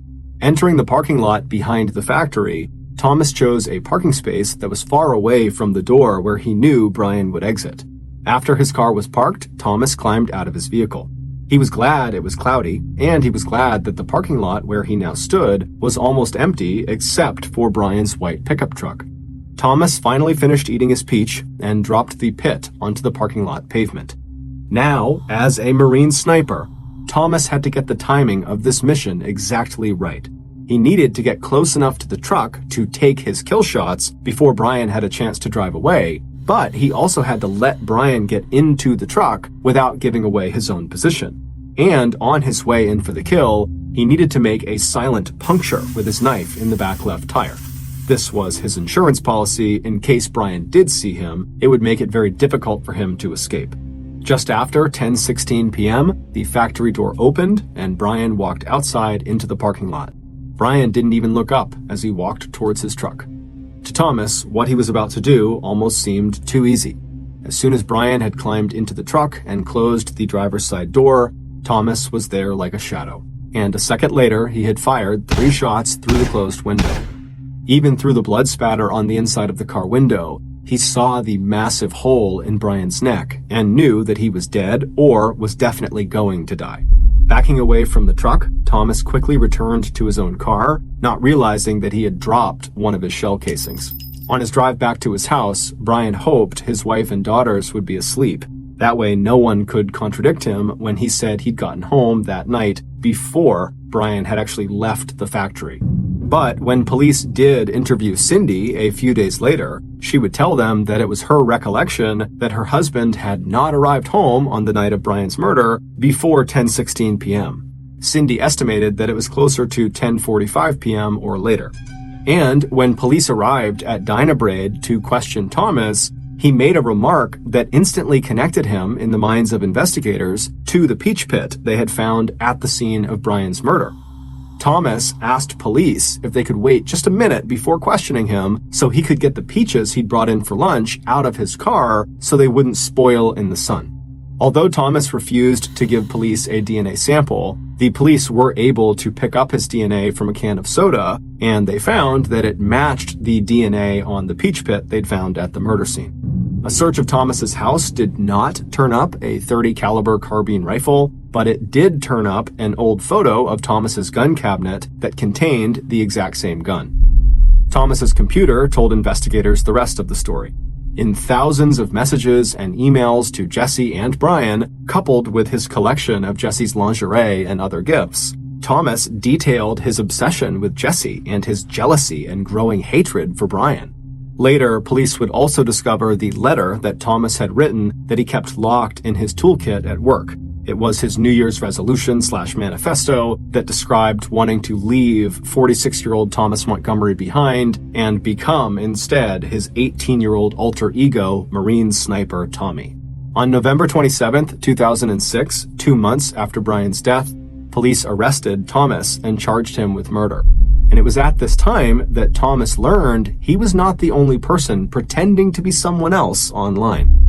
When West Virginia law enforcement arrived at Jesse's house to do that welfare check on her, her mother arrived at the door. When police told her that her daughter, Jessie, was in danger following the murder of a man she had likely been involved with online, the woman was shocked and told them that Jessie was not home. When police told her that they really needed to get in touch with her immediately and go get her in their own vehicles if necessary, the mother suddenly broke down and started crying, and then told police that she really did have a daughter named Jessie. But that was not the Jessie they were looking for. She, the mother, a slightly overweight 46-year-old housewife with short brown hair, whose real name was Mary Sheeler, was the 17-year-old girl, tall, hot blonde. It would turn out, for more than 16 months, Mary Sheeler had used her daughter's real identity to enter into multiple online relationships with men, sending them, just as she had sent Thomas and Brian, hundreds of pictures of the real Jessie, her daughter. When investigators asked her why she did this, Mary said she had joined Pogo to relax and kill time. After that, she enjoyed the drama and power and attention she got from manipulating the emotions of her many online admirers, none of whom she loved. In fact, she told investigators she was happily married to her husband of 23 years and was very devoted to her daughter, who had no idea any of this was happening and was off at college. But all that would change when the real 18-year-old Jessie discovered her own pictures and name all over the internet, along with details of how her own mother used her identity as bait for a catfishing scheme that left one man dead, one in prison, and 2 families in ruins. When police arrived at the jail and showed Thomas Montgomery a picture of the real tall, hot blonde, 46-year-old Mary Sheeler, the color from his face drained. Then, without saying a word, he turned around and faced the wall. He would eventually plead guilty and would be sentenced to 20 years in prison. There were no charges that could be brought against Mary Sheeler for catfishing, but her husband would divorce her, and her daughter, Jessie, would sever all ties with her. Thank you for listening to the MrBallen podcast. If you got something out of this episode and you haven't done this already, just as the 5-star review button is about to blow out the candles on their birthday cake, lean in and blow them out yourself. Also, please subscribe to the MrBallen podcast on Spotify, Apple Podcasts, Amazon, Google, and anywhere else you get your podcasts. This podcast airs every Monday and Thursday morning, but in the meantime, you can always watch one of the hundreds of stories I have posted on my YouTube channel, which is just called MrBallen. If you want to get in touch with me, please follow me on any major social media platform and then send me a direct message. My username is just @MrBallen, and I really do read the majority of my DMs. Lastly, we have some really cool merchandise, so head on over to shopmrballen.com to have a look. So that's going to do it. I really appreciate your support. Until next time, see ya.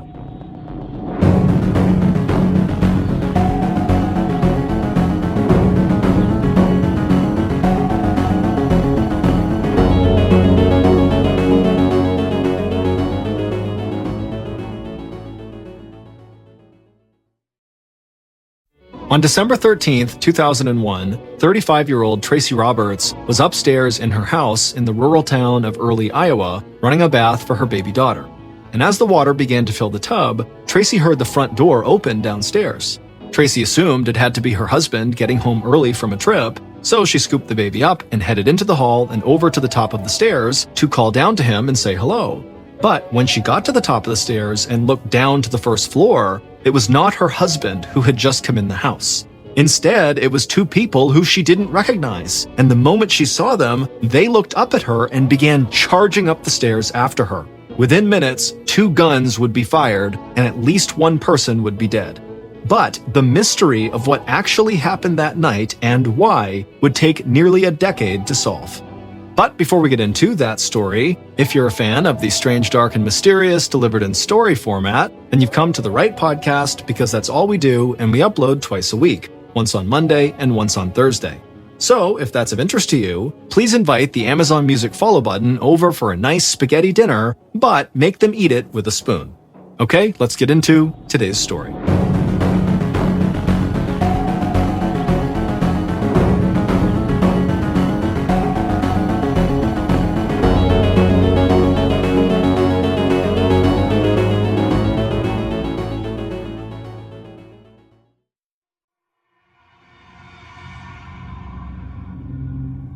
On the afternoon of December 13th, 2001, 35-year-old Tracy Roberts was making tea in the kitchen of her beautiful two-story Victorian-style house in the rural town of Early, Iowa. Tracy's husband, Michael, had been out of town on business for a week, so Tracy had been on her own, taking care of her 3 kids, and she felt like she'd barely had a moment to breathe. But now, her 11-year-old son was at school, and her 3-year-old son and baby daughter were both napping, so she finally had a minute to herself. The teapot whistled, so Tracy grabbed a tea bag, put it in her cup, and poured in the hot water. Then she poured in some milk, grabbed a spoon to stir it with, and sat down at the kitchen table. But before she could even take a sip, there was a knock at the door.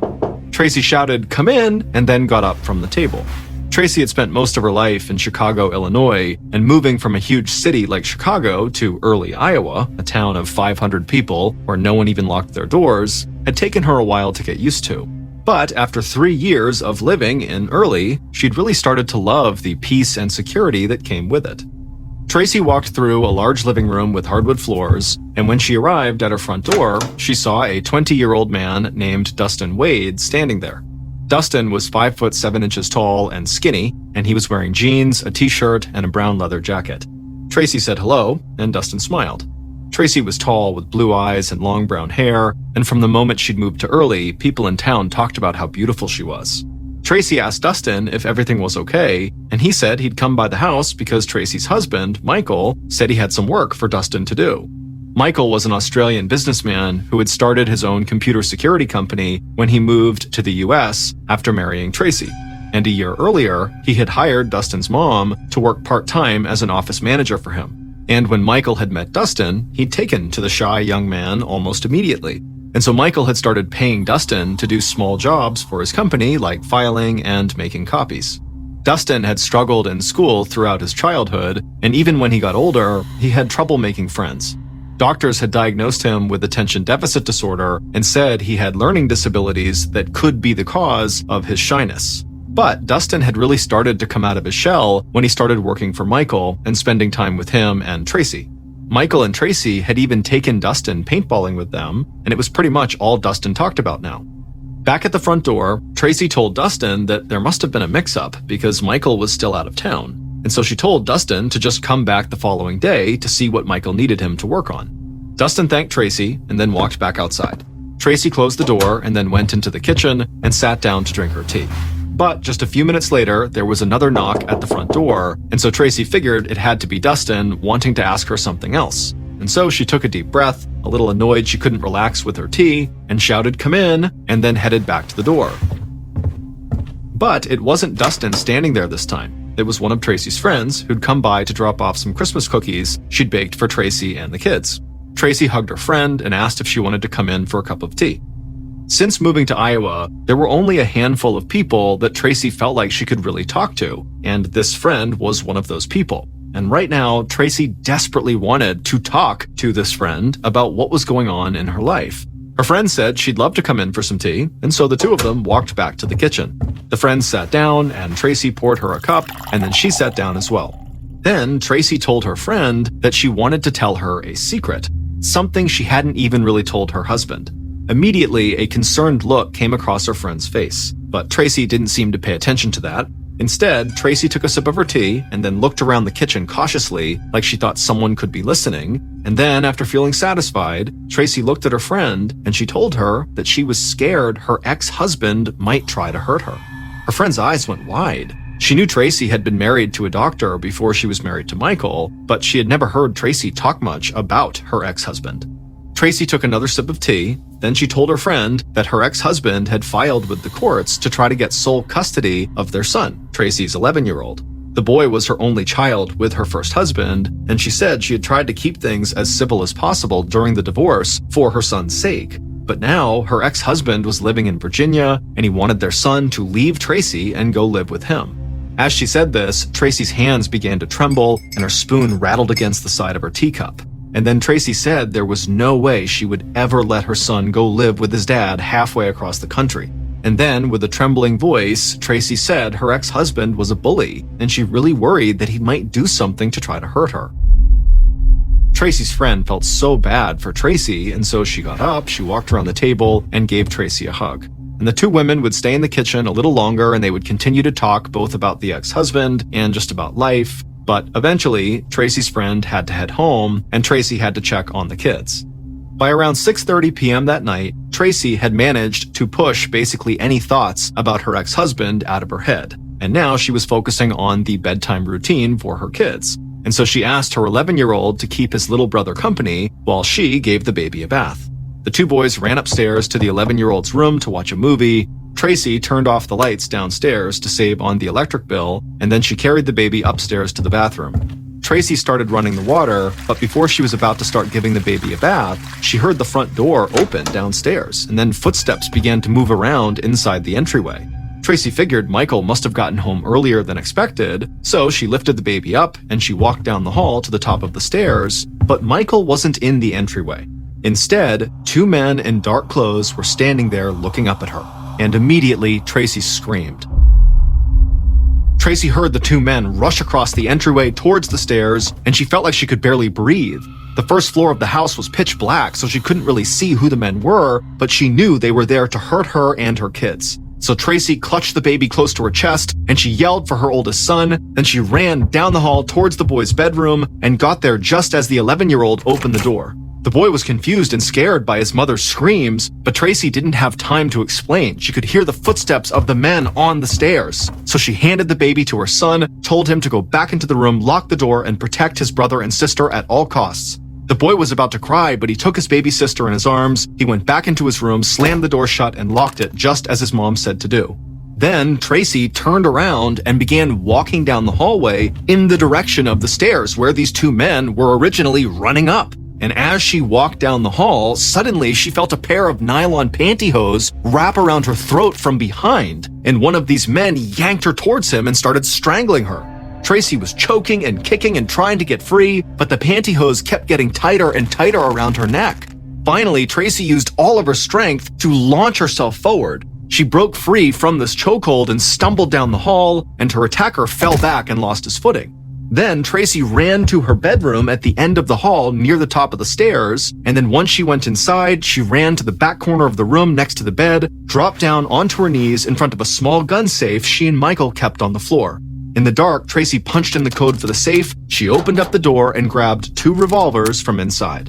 And just then, she felt one of the intruders grab her legs, and she fell flat on the floor. Tracy screamed, and without thinking, she turned and pointed one of the revolvers behind her and fired off multiple shots.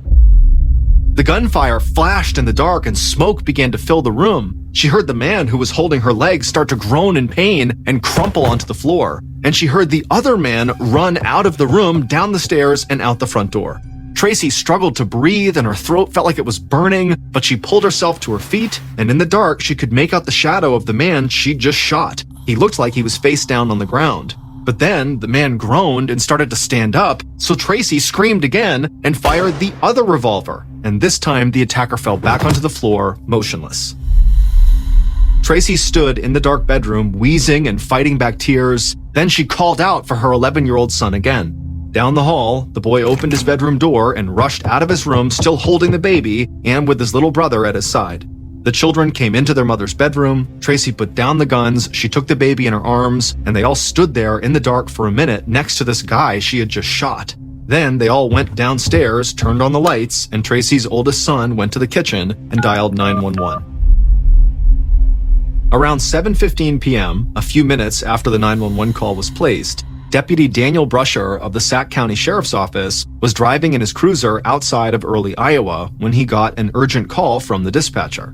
She said there'd been a shooting in Early, but the caller had been a young boy, and she couldn't get that many details. All she knew was that 2 men had attacked the boy's mother, and the mother had managed to shoot one of the attackers. Deputy Brusher said he was on his way and told her to make sure if the ambulance got there before him that nobody went inside until police had cleared the area, because for all he knew, there might still be a shooter inside of the house. Then Brusher flipped on his sirens, hit the gas, and sped down a country road toward Tracy's house. On his way, he called for backup from the sheriff's department, local Early police, and the state police. And about 10 minutes later, he arrived outside the beautiful Victorian-style home, turned off the sirens, and parked his car on the driveway behind an old white sedan. An ambulance was parked nearby, but the EMTs had heeded his warning and had not gone inside yet. Deputy Brusher took a deep breath. This type of call was not something he was used to. Break-ins and shootings just did not happen in Early. So he was nervous, but he knew at least one child, the boy who had called 911, was inside the house, so he needed to act fast and get the child to safety. Brusher stepped out of his car and felt the cold winter air against his face. He steadied himself, drew his gun, and crept towards the house. He could feel his heart beating fast, but he tried to stay calm and focused. Then, as he was approaching, he saw the front door of the house open, and he tightened his grip on his weapon. But a stunned look came across his face when he saw Tracy and her 3 kids calmly walk out of the house. Brusher yelled at Tracy for her and the kids to get behind him as fast as they could, but Tracy said the house was safe now. Brusher was obviously reassured to hear that, but he still yelled for her to get away from the door. So Tracy did as she was told, and she walked with the kids towards the deputy, and he rushed over to meet them. He saw right away there was a red bruise across Tracy's throat, but at least at first glance, she seemed okay and the kids seemed to be unharmed. Then Tracy looked at Brusher and told him that one of the men who attacked her had run off, and the other one was dead in an upstairs bedroom because she said she had killed him. Brusher told her to stay there and then signaled for the EMTs to come over and look at Tracy's injury as well as the kids. Then Brusher walked up to the front door of the house. He still wasn't sure what was going on inside, so he kept his weapon drawn, and he moved carefully and slowly. Once he was inside, he made his way up the stairs, and when he reached the hall, he could smell gunpowder in the air. And as he got closer to Tracy's bedroom, the smell got stronger. Brusher stepped into her bedroom and flipped on the light, and on the ground, he saw a man lying on his chest with his face slightly turned out. There was a wide pool of blood that surrounded the body, and it looked like it was starting to seep into the cracks of the hardwood floors. Brusher crossed the room to the body and crouched down beside it, and after feeling for a pulse and not finding one, he noticed there was a wallet in the back pocket of the dead man's jeans. So Brusher grabbed the wallet and pulled out a driver's license. He looked at the photo on the license and then held it up next to the man's face. And clearly, the license belonged to the dead man. The dead man's name was Dustin Wade, the same Dustin Wade who had been working for Tracy's husband. The scene in the bedroom totally shocked Deputy Brusher. The amount of blood on the floor and the multiple bullet wounds on the body were beyond anything he'd seen before. But he shook it off because he had work to do. There had been 2 intruders in the house, and now the other one was presumably on the run somewhere in town. Brusher contacted all levels of law enforcement in the area and let them know that one of Tracy's attackers had fled the scene and was likely in the area, but he had no physical description of the suspect. Then Brusher walked out of the bedroom, headed downstairs, and stepped outside. He walked over to one of the EMTs on the scene and asked if the kids were okay, and the EMT said none of them had been injured, at which point Brusher let out a sigh of relief. Members of the medical team were still looking over the wound on Tracy's throat, but during their medical exam, she was still able to give Brusher a more detailed account of what had happened. But when Tracy said she was still having trouble breathing, the EMTs said they needed to get her to the hospital to make sure she hadn't suffered any internal damage when she was being strangled. So Brusher told Tracy once she was feeling up to it, the police would follow up with her. Tracy thanked him, and then she and the kids got into an ambulance and headed to the hospital. At this point, members of multiple law enforcement agencies were arriving on the scene, and forensics and ballistics headed inside and got to work assessing the evidence in the upstairs bedroom where Dustin had been shot and killed. And while they did that, Brusher and officers from the sheriff's department walked the grounds to see if there were any clues that might lead them to the second attacker. But while they were searching, Brusher heard a car suddenly come screeching to a halt in front of the house.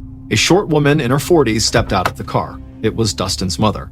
She was shaking and she had a frantic look on her face, and she began yelling, "Is my son here? Is Dustin here?" Brusher walked over to Dustin's mother and tried to calm her down. He had hoped they'd have more time before word spread, but in a town that small, it was impossible to keep something like this secret for very long. Then Dustin's mother pointed at the old white sedan in the driveway. She said it was Dustin's car and she needed to know if he was there. Brusher nodded, but the look in his eyes gave something away, because immediately Dustin's mother asked if her son was dead. And in a soft voice, Brusher said, "Yes." Dustin's mother started sobbing and wailing, and her head fell on Brusher's shoulder, and through tears, she asked if she could go inside and hold him. Brusher felt sick. No matter what had happened in that bedroom, he couldn't imagine the pain this mother was going through right now. He put his hands on her shoulders and told her he was so sorry, but she could not go inside. Then he helped her back to her car and told her that the best thing she could do right now was just go home and he would come talk to her as soon as he could. As Brusher was speaking to Dustin's mother, one of the local early police officers who knew Dustin's mother came over to talk to her as well, and after a few minutes, they had convinced her to head back home. Watching the devastated mother drive off into the night made Brusher feel like he'd stepped into another world. How could something like this have happened? Why would a young man like Dustin attack a woman in her home while she was there with her 3 young kids? Brusher hoped he could find some answers in Dustin's car. So he walked over to the white sedan. The driver's side door was unlocked, and when they opened it and looked inside, Brusher saw a pink spiral notebook in the passenger seat. He reached across the car, grabbed the notebook, opened it, and started reading, and a look of complete shock came across his face. The handwriting was sloppy, but Brusher could still make out what was written on the first page. Dustin had written out a confession saying he was going to go kill Tracy, but the attack wasn't personal. Instead, Dustin had written that he was going to murder Tracy because her ex-husband had paid him to do it.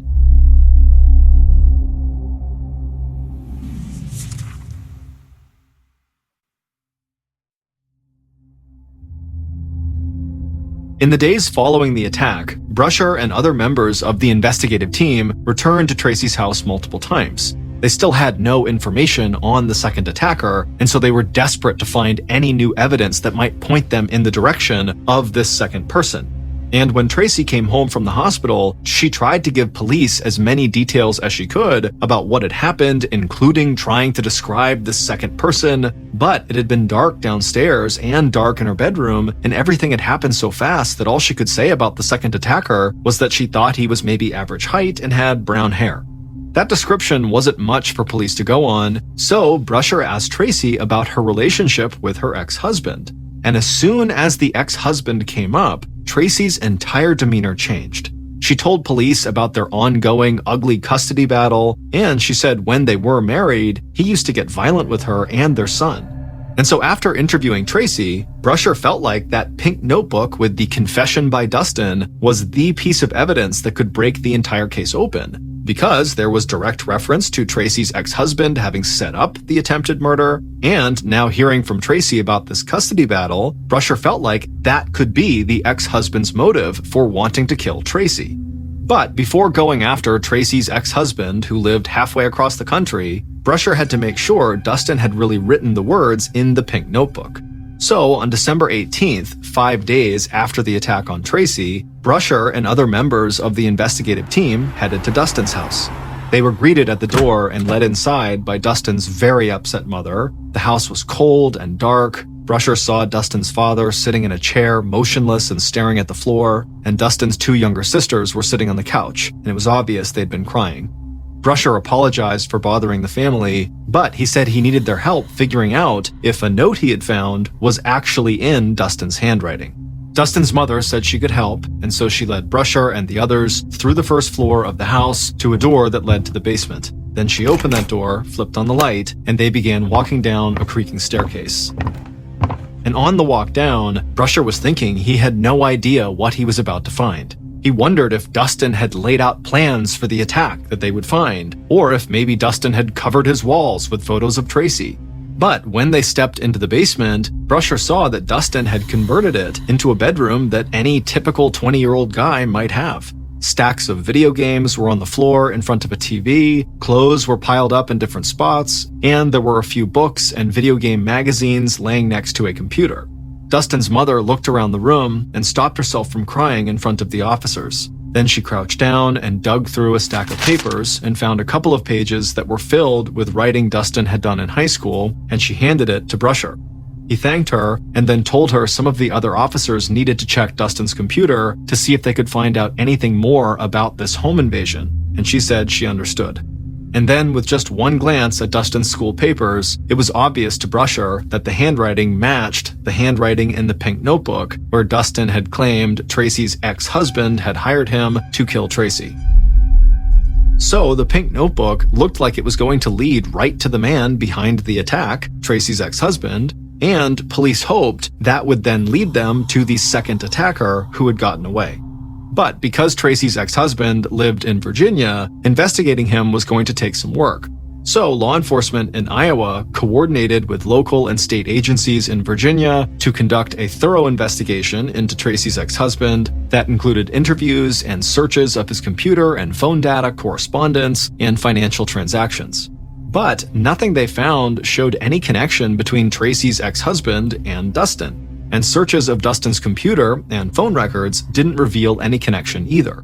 So no matter how investigators looked at it, there really was no evidence other than the entry in the pink notebook that suggested Dustin and Tracy's ex-husband even knew each other.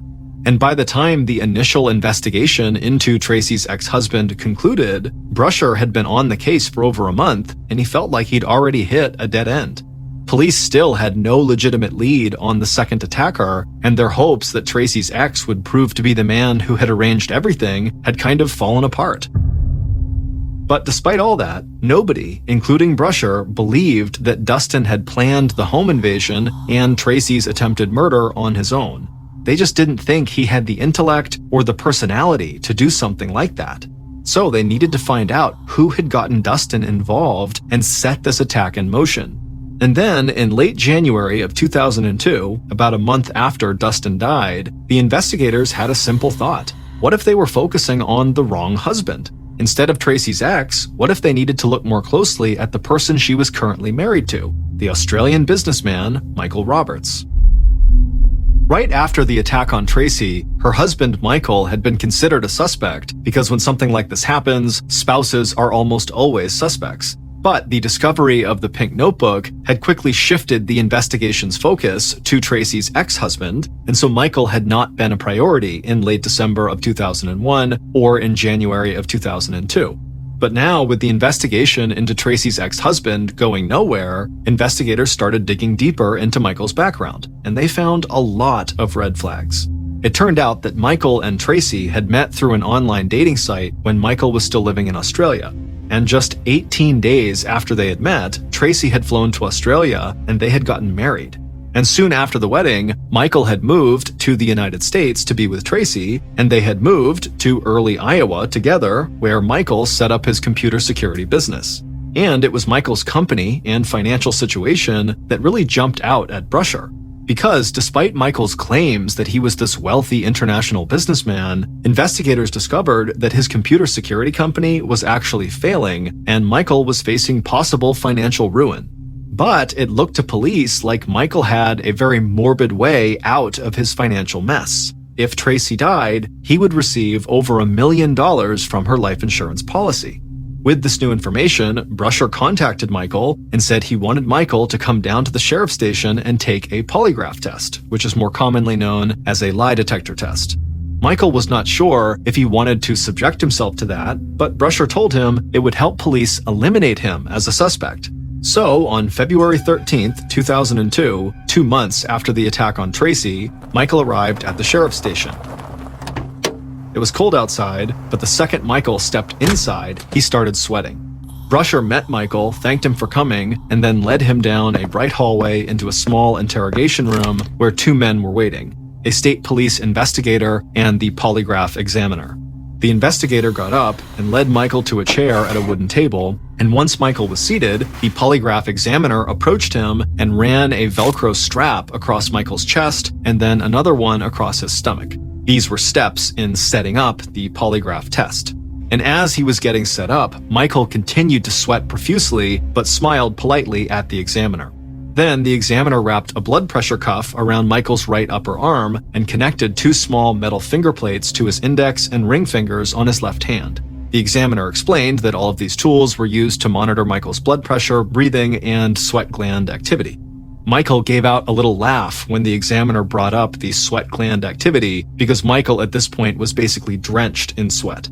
The examiner went to a separate table to monitor the test results on his computer, and then at this point, the investigator sat down across from Michael. The investigator smiled, and then in a friendly voice reminded Michael to just answer the questions truthfully to the best of his knowledge. They checked to make sure the polygraph machine was working, and then the investigator launched into a series of questions about the night Tracy was attacked. He asked Michael about his relationship with his wife, his relationship with the dead man Dustin, and about his work and financial situation. The investigator's voice remained calm and steady throughout the questioning, but Michael struggled with some of the questions about the night of the attack, like he couldn't think straight. And as the test went on, Michael began acting more and more uncomfortable, and the sweat kept pouring down his face. Finally, the investigator smiled again and thanked Michael for his help, and the examiner walked over to Michael and removed the straps, the blood pressure cuff, and the finger plates. Then they told Michael his test was over and he was free to go, and Brusher met him outside of the room and walked him back through the sheriff's station. And as they walked through the station, it was like all of the tension that had been building up during the polygraph suddenly spilled out. Michael, who now had an angry look on his face, said to Brusher that he couldn't believe the police were wasting their time on him, that he loved his wife, and they needed to find the second attacker before anything else happened. But after Michael had stormed out to his car, the polygraph examiner began going over the results of the test, and while the examiner knew that polygraph tests could not be considered 100% accurate, there still was a very strong indication from Michael's test that he had lied multiple times when responding to questions about the night of the attack. And so for now, police considered Michael their primary suspect for being the person behind getting Dustin to try to murder Tracy. The money Michael would receive from the life insurance policy if Tracy died was a clear motive. He had a good relationship with Dustin, and he knew enough about Tracy's custody battle to try to make it look like Tracy's ex-husband was the one behind everything. Later that day, Michael got home and he was furious that the investigation had turned its sights onto him. And Tracy was just as angry. She didn't believe Michael had anything to do with the attack, and she thought the police were desperate to make up for the fact that after 2 months they still had no leads on this second attacker. And so she told Michael that she was afraid the second attacker could show up at the house anytime to try to kill her and finish the job Dustin had failed to do. But over the next few months, the police still had not made progress in finding the second person who'd gone into Tracy's house. And while Michael remained a suspect, they hadn't found any evidence that could prove he had hired Dustin to try to kill his wife. So as the police struggled to move the investigation forward, Tracy came up with a plan to try to force them to work harder and faster to find this second attacker. She decided to take her story to the public in the hope that that would put added pressure on investigators. So in October of 2002, 10 months after the attack, Tracy and Michael appeared on The Montel Williams Show, a popular daytime TV talk show that aired all across the country.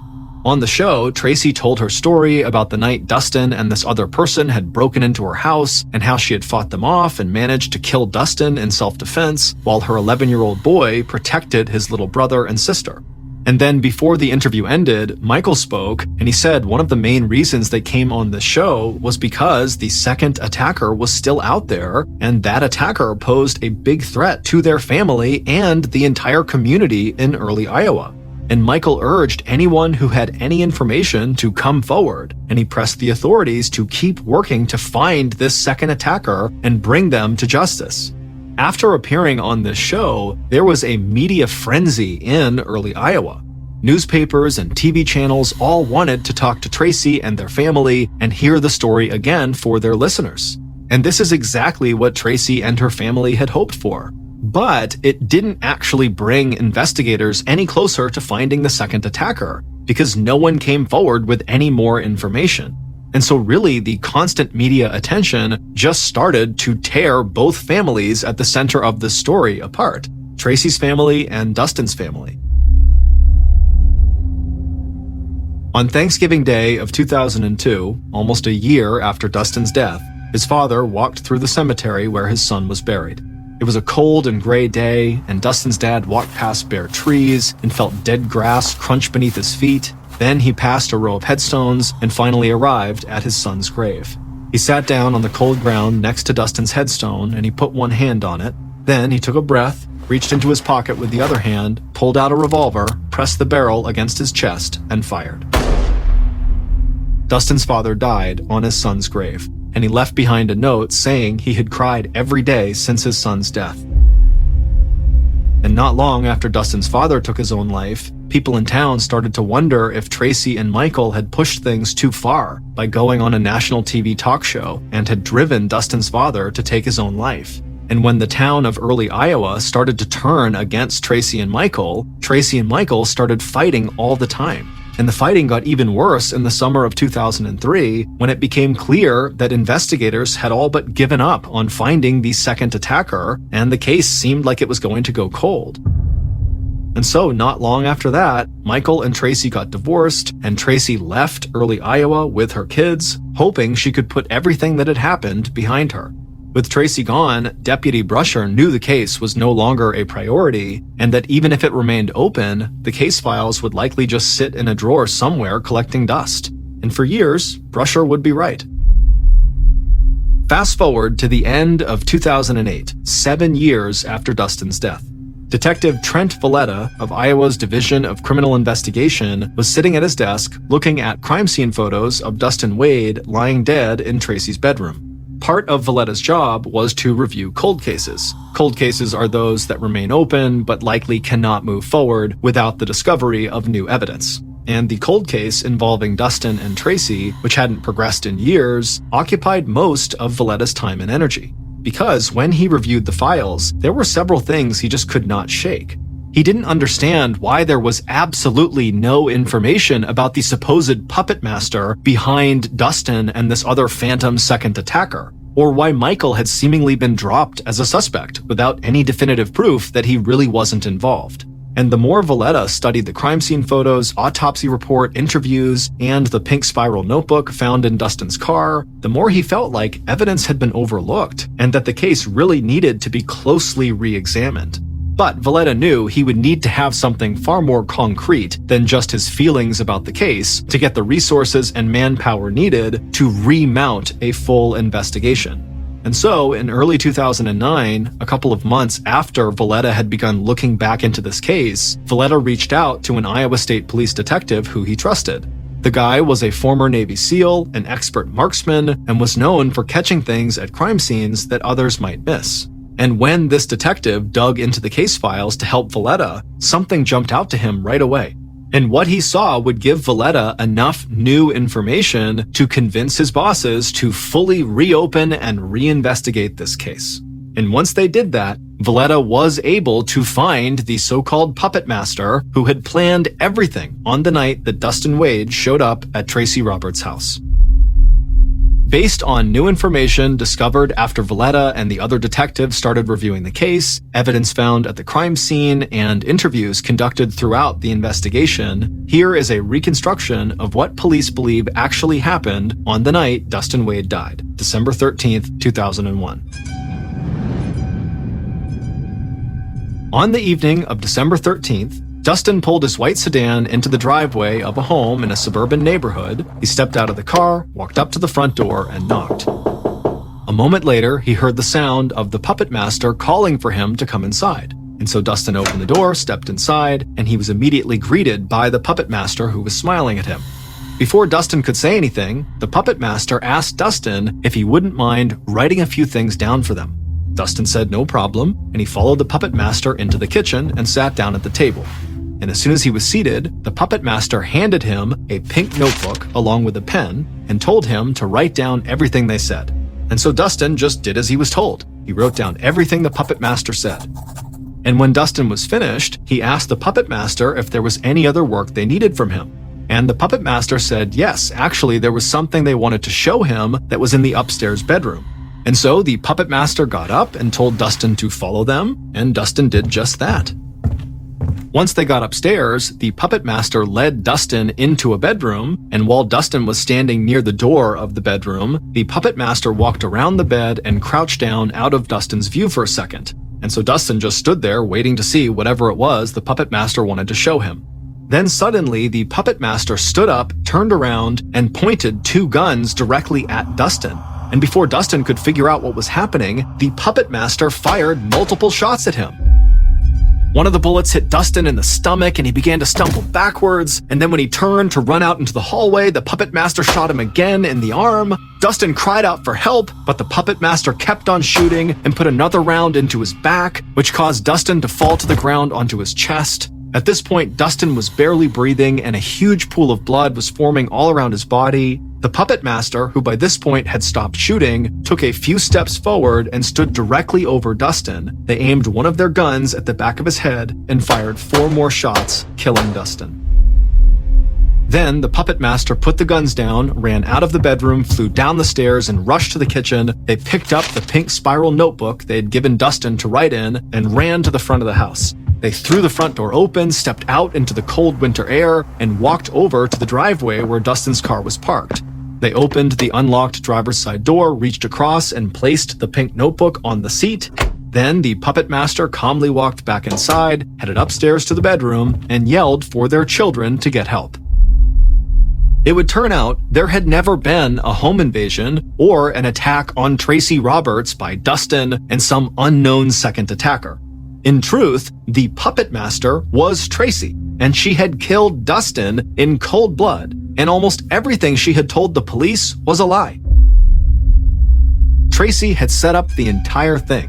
She knew Dustin would be easy to manipulate, and so on the promise of giving him some extra work for some money he could use to buy more video games, she had lured Dustin to her house and then tricked him into writing a fake confession in that pink notebook. Then she murdered Dustin and then wrapped pantyhose around her own neck to give herself an injury, and then she tried to frame her ex-husband for hiring Dustin to kill her so she could win the custody battle for her son. And it was the former Navy SEAL who had pointed out to Valletta that the crime scene photos didn't match with Tracy's story. She said she had been attacked in the dark and was wildly firing her gun behind her, and then also shooting at a shadow of her attacker as he tried to get up off the floor. The former Navy SEAL said that it would have been impossible for someone even with his level of expertise in firearms to create the gunshot pattern found on Dustin's body while struggling and firing blind. And he told Valletta he was certain that the multiple shots to the back of Dustin's head had been made with the light on and with the shooter standing directly over Dustin with a clear view of their target. And once Valletta had that information, he was able to convince his bosses to let him reinvestigate the case. And it turned out that when he tracked Tracy Roberts down, she was living under a new name in Ohio, she was using a British passport she'd obtained with forged documents, and she was presenting herself to some people as a London socialite, and even using a fake British accent. Once Valletta met with Tracy, her story about the home invasion unraveled quickly. Valletta discovered discrepancies in different interviews she'd given to the police, to the newspapers, and on the Montel Williams show. And eventually, her second ex-husband, Michael, admitted that he had never fully believed Tracy's version of events, and that was probably why it seemed like he was lying during his polygraph test. And with Michael and others who had been close to Tracy now helping police, they were able to get enough evidence to finally arrest Tracy for Dustin's murder. Tracy would be convicted and sentenced to life in prison.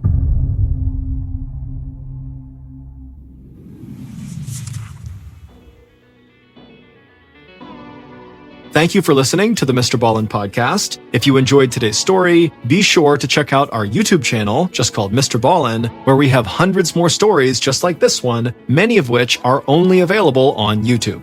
So that's going to do it. I really appreciate your support. Until next time, see ya.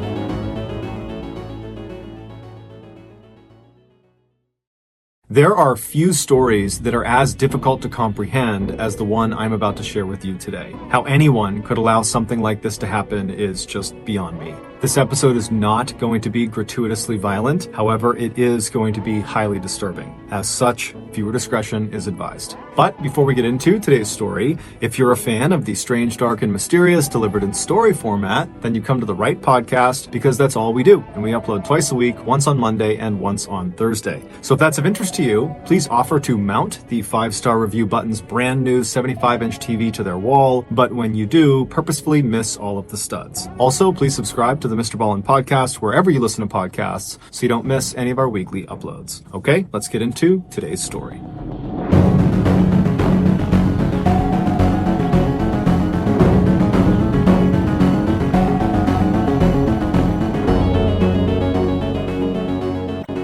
Rachel Berkheimer was born on January 16, 1984 in Everett, Washington, which is a city that is located 25 miles north of Seattle and sits on the banks of the Puget Sound, which is a large inlet of the Pacific Ocean. At the time of her birth, Rachel's parents, Bill and Denise, already had one child, a daughter named Megan, and so when Rachel arrived, they decided their family was complete. Initially, there was some concern that Rachel could have some health issues because by the time she was 2.5 years old, she still was not talking, and so her parents were concerned she could be deaf. But shortly after they went to a specialist about her hearing, Rachel would say her first words, and then from that point onward, her parents could not get her to be quiet. As a youngster, Rachel had a huge imagination. In preschool, she would pretend her fingers were imaginary friends and she would speak to them during class, often getting in trouble because of this. She also had a prized collection of troll dolls, who she gave very intricate backstories to. By the time Rachel was in grade school, she had developed a keen sense of humor. Specifically, she had the gift of mimicry. She could basically become any of her friends or her family members, and everyone thought it was really funny. In addition to her bubbly personality, Rachel was also a very gifted athlete who was always one of the very best players on her basketball, soccer, volleyball, or track team. All this despite growing to be only 4 foot 11 inches tall. Speaking of her smaller stature, even though she was not self-conscious about it, Rachel did wear 4-inch platform shoes virtually everywhere she went, including just going out to the mailbox. In high school, unsurprisingly, Rachel became very popular. Her father joked that he was her answering machine because her many friends would call the house day and night looking for her. But despite this abundance of friends, Rachel took all of her relationships very seriously. She never forgot anybody's birthday, and she would even sometimes send out these random cards that weren't even on birthdays to her friends and to her family members, just telling them how much she loved them. By 2001, when Rachel was 17 years old and in her 3rd year of high school, it just seemed like she was this amazing person who was destined to live a totally charmed life. However, this would not last. Of all of her friends, Rachel's best friend was an 18-year-old boy named Corey Haynes. She had met him when they were young, and they had quickly become soulmates, at least according to their families. However, their relationship was not a romantic one. It was more of a brother-sister style relationship. They spent nearly all of their time together, and in the rare times they were not together, they could always be found speaking on the phone. In the summer following Rachel's 3rd year of high school, Corey was riding in a car with 3 other students from his and Rachel's school. Rachel was not with them.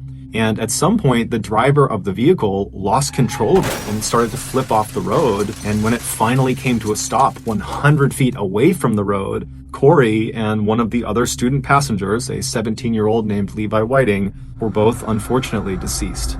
When Rachel heard the news about this crash, she fell apart. Not only was Corey literally her best friend in the world, but she was also very close with Levi as well. And so over the rest of that awful summer, Rachel spent most of her time crying in her bedroom, looking at pictures of her and Corey and her and Levi. Her older sister, Megan, would say that Rachel was just beyond heartbroken. It was like all of the joy and happiness that normally characterized her was just gone. Finally, that summer did come to an end, and it was time for Rachel to return to Marysville-Pilchuck High School to begin her 4th and final year. Her family hoped that finally being around some other students again would help heal her and help her move on. But unbelievably, over the course of that school year, 4 more students, all of whom were friends with Rachel, would die. There was a suicide, there was a drowning, a hit and run, and an accidental shooting. It was like the school was cursed. By the second half of that school year, Rachel, like many other students at the school, had become deeply depressed. The trauma of losing so many people close to her had just crushed her spirit. When her grades, which were normally quite good, began to decline dramatically, her parents pulled her from the high school and enrolled her in an alternative high school. They also began sending her to grief counseling. But not long after joining this alternative high school did Rachel drop out, so she did not get her high school diploma. Her parents were not happy about this decision, but they did understand their child's life had been completely disrupted in a catastrophic way over the past year. I mean, the trauma she had experienced already as this young person was more than what most adults would experience in their entire lifetime. And so they honored their daughter's decision to drop out, and they just gave her some space to try to figure out what she wanted to do next. After dropping out of school in the spring of 2002, Rachel got a job at a local pizza and pasta shop in town, but after only a couple of months, she quit. She did pick up some hours babysitting that summer, but for the most part, she spent her time just sitting in her room, alone and sad. Then one day, her father looked at the family's phone bill and saw it was significantly higher than normal. When he reviewed all of the individual charges, he saw there was one that really stood out to him. There were dozens and dozens of collect calls that had been placed from an inmate at a correctional facility. When he confronted his daughter about these calls, she would tell him that yes, she was speaking to an inmate at a correctional facility, and his name was John Anderson. He was 20 years old. He went by Diggy, that was his nickname, and that she and Diggy were in this sort of new romantic relationship. She told her father that she had met Diggy a year earlier at a high school party. This was before he was sent to jail on drug and burglary charges, and he had been very interested in her at the time, but she wasn't interested in him. Despite the rejection, though, Diggy continued to pursue Rachel well after this party, but it wasn't until a year later, when she had dropped out of high school, that she finally decided to give him a shot. Rachel would tell her father that Diggy, despite being a convicted criminal, was very misunderstood. He was actually a very nice guy who just had a troubled past, and that was why he kept getting in trouble with the law. Her father did not approve and was very worried about his daughter, but he wanted to be supportive and felt like he didn't really know the whole situation, and so he just told her, please just be careful.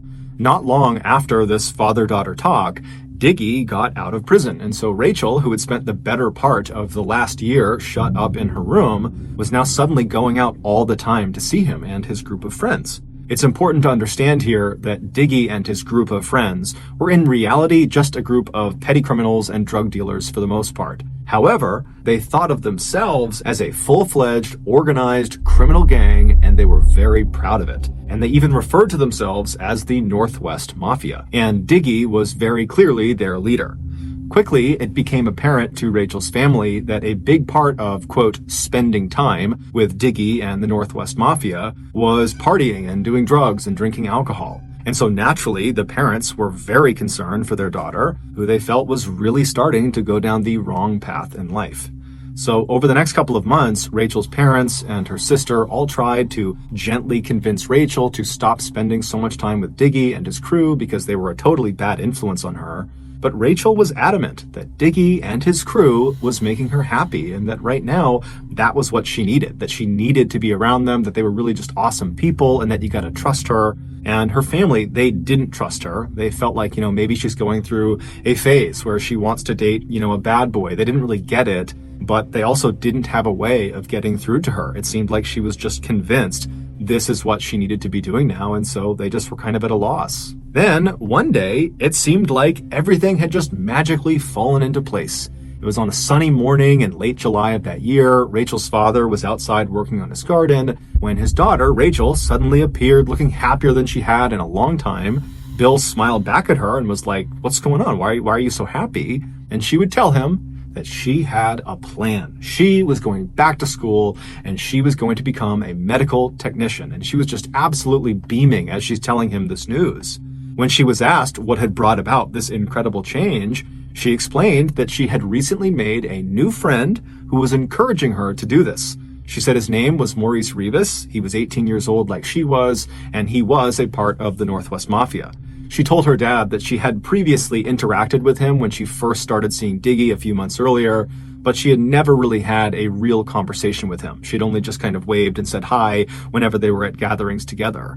But a few days earlier, when she was at a Northwest Mafia party, she and Maurice just kind of happened to find themselves alone, and so they struck up a friendly conversation.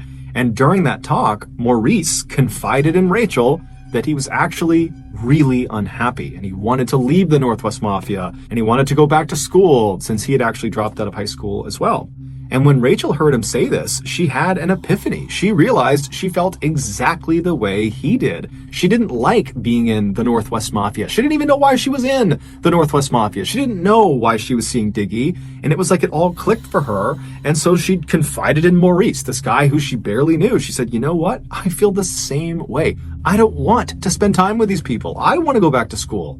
And so this random conversation they had at this party really immediately bonded them together. It was like they both had been harboring this deep, dark secret, but now only with each other, they could discuss it openly. And it was very liberating for them. And so by the end of this first real conversation they had, the pair had promised each other that they were going to get out of the Northwest Mafia. They were going to go back to school. They were going to clean up their acts. They were going to fix their lives. And they were going to do it together. They were going to support each other and have each other's back. Rachel would even joke with her father that they were already talking about when they went back to school that they would go to senior prom together, although she assured her dad that their relationship was totally platonic. This was not a romantic thing.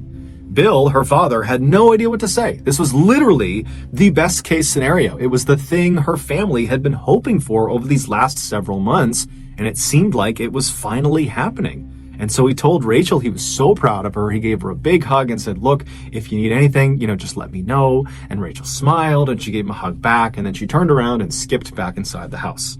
And sure enough, over the next 2 months, Rachel did act very differently. She started very intentionally getting her life back together. She started spending more time at home with her family, and she started going to church with her mom, and she also began reconnecting with some of her older high school friends who had always been a positive influence on her.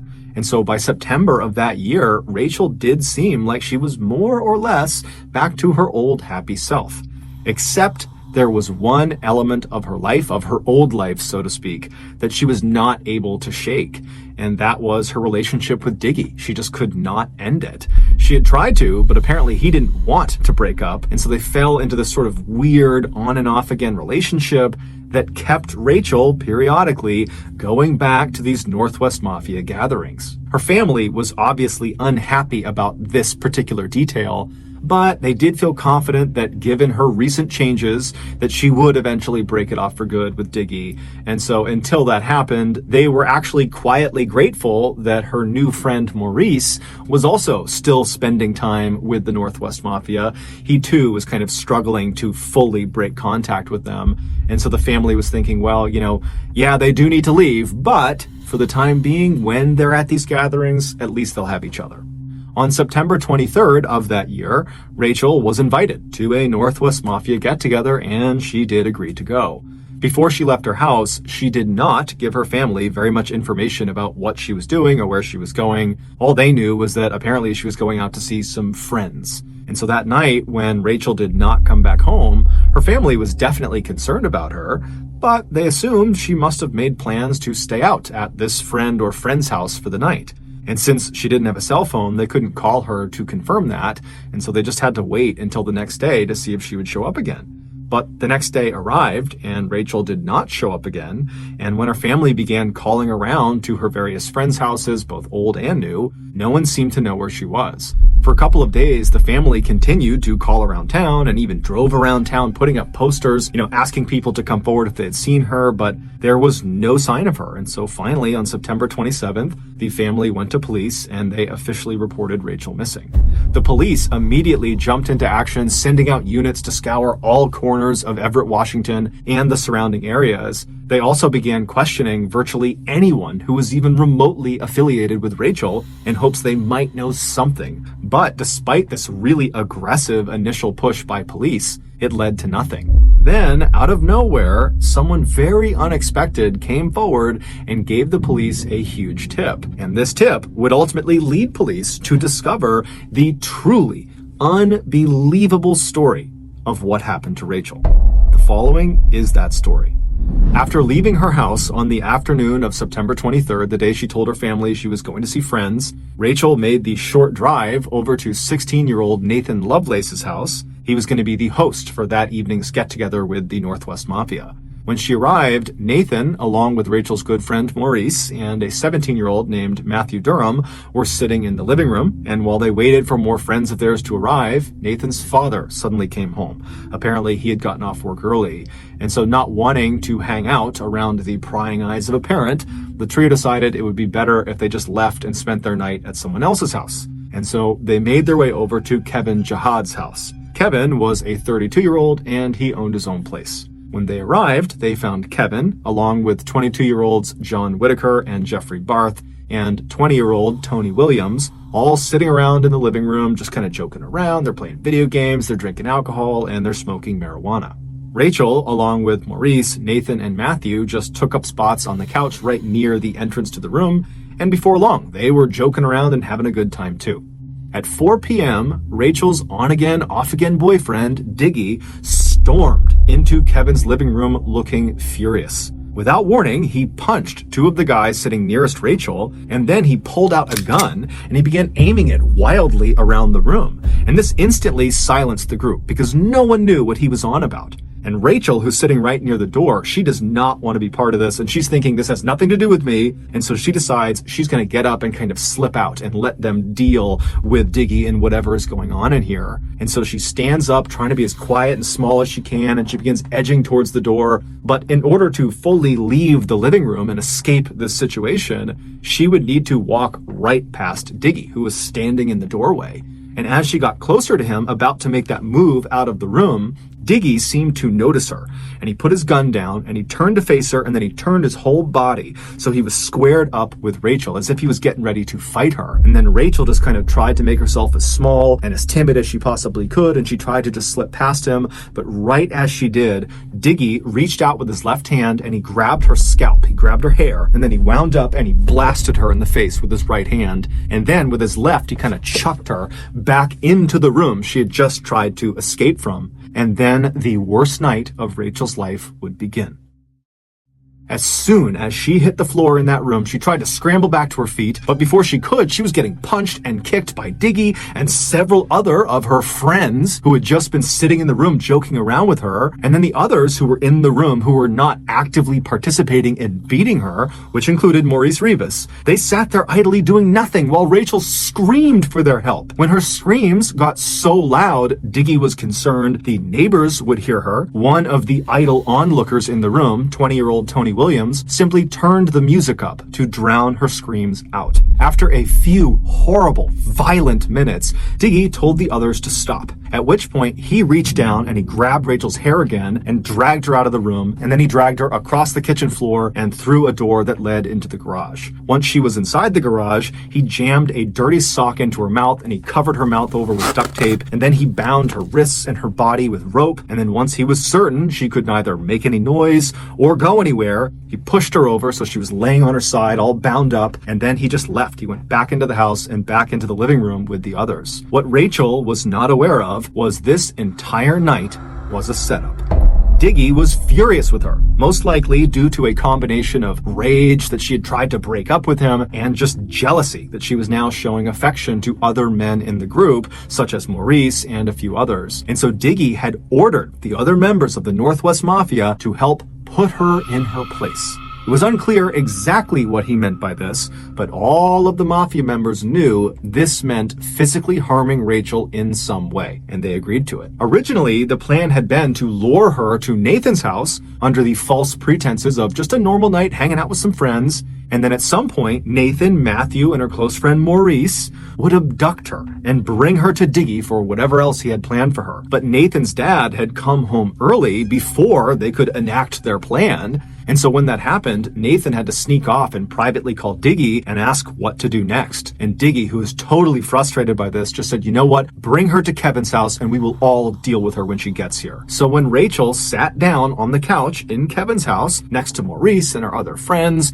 who she thought she was just enjoying a fun night out with, in reality, they were all acting. They were trying to act like this was just another night and kind of get her off guard so that when Diggy came storming into the room pretending to be mad, which was the sign, they would all attack her. But now that the plan had worked and Rachel had fallen into their trap and had gotten badly beaten up and was restrained and helpless in the garage, Diggy didn't have a plan for what they were going to do next. So instead of doing anything, the 8 guys who had just beaten up and restrained Rachel just simply went back to doing drugs and drinking and playing video games in the living room. Then, a few hours later at 9 p.m., Kevin's girlfriend, Trissa Connor, she came home, and when she did, she entered the house through the garage. And when she saw Rachel laying on the ground, restrained, badly beaten up, her left eye is totally swollen, she ran over to her because, one, she actually didn't know who Rachel was. So this is just a random girl in her garage that's beaten up and restrained. And so she runs over to her, she rips the tape off of her mouth, she pulls the sock out, and right away, Rachel is pleading with her to let her go, she won't tell anyone,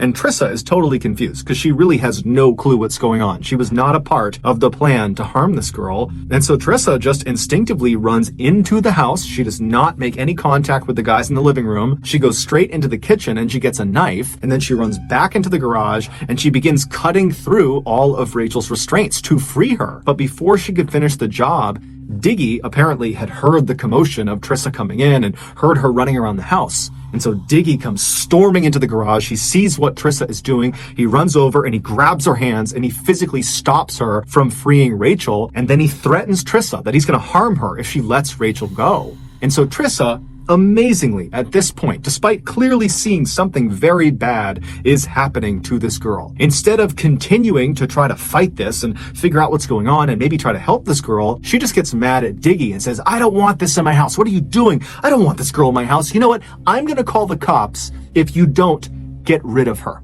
Meaning, I don't care what you do with her, but I don't want this in my house. I don't want to be involved with whatever this is. And then she promptly begins to leave Rachel alone with Diggy. She starts walking away, and Rachel, she's heartbroken. This was her way out. She was about to be let go, and now Trissa is leaving her behind. And so Rachel's begging her to come back. Please, you gotta let me go. But Trissa didn't listen. She walked into the house and shut the door behind her. And then Diggy, who was still in the garage, he just immediately turned around. He tied Rachel back up. He stuffed the sock back in her mouth. He taped her shut. And then he went right back into the house and shut the door, leaving Rachel all alone again. But a few minutes later, Diggy would come back, this time with John Whitaker, and the two of them would show up with this black duffel bag, this huge bag. And they walk over to Rachel, who's now whimpering in the corner. She'd kind of pushed herself to the side. And they lifted her up and they forced her small body into this black bag, and then they zipped it shut. And while they did this, Matthew Durham, who had been in the living room, he had gone outside and gotten his red Jeep, and he had backed it up to the closed garage door. And then once Diggy and John had Rachel secured in this bag, they opened the garage door up and they put her in the back of the Jeep and they shut the Jeep's back door. And then Diggy ordered John, along with Matthew and Rachel's friend Maurice, who had just come outside, to just go drive around town with Rachel in the trunk until he, Diggy, figured out what they were going to do next. And so the trio hopped in the red Jeep and did what their leader told them to do. They began driving around Everett with Rachel in the trunk, and this whole time Rachel could clearly hear anything that was said inside of the vehicle, but apparently during this initial drive around, the trio didn't talk, so it's unclear if she understood who was actually with her. But eventually, during this drive around, one of the three young men in the Jeep got a call from Diggy, who told them he had his plan, so come pick him up. At this point, the trio decide, for whatever reason, to just dump Rachel somewhere, basically stash her somewhere in her bag,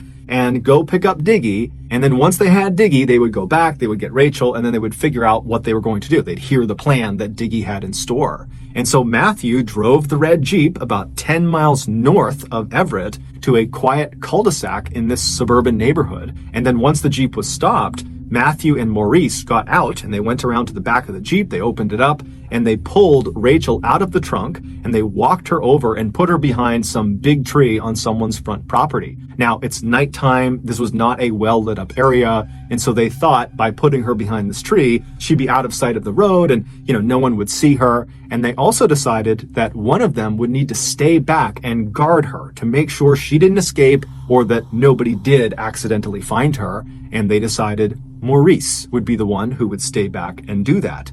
And so after Rachel has been planted behind this tree, Maurice made his way over and he sat down next to her. And then Matthew and John, they just drove off in the Jeep to go get Diggy. And so once the Jeep had driven off, Rachel, who could clearly hear their discussions and she could hear the Jeep pulling off, she knows she is now alone with her good friend Maurice. And so this is her opportunity to plead with him to help her. And so as soon as she hears that Jeep is gone, she starts screaming through her gag on her mouth to try to get his attention, and it worked. Maurice quickly unzipped the bag and pulled her gag off, but he didn't untie her. And right away, Rachel, she is so upset, she's frantic, and she says to Maurice, "They're gonna kill me if you don't get me out of here. You have to free me." And Maurice was just very nonchalant, and he said, "Yeah, I think you're making a big deal about this. You're going to be fine. Just go along with it. It's not a big deal." But Rachel couldn't believe what she was hearing. And so she's saying, "Maurice, don't you get it? They are going to kill me. This is the chance. Let me out. Save me. You're supposed to be my friend. Let me go." But Maurice just continued to do nothing. He just kept telling her it wasn't a big deal. She was blowing this up out of proportion. And then at some point, Rachel, after quite a bit of time had passed, and now she's thinking, Diggy and the others, they're going to be back soon. And so she says to Maurice, "You know what?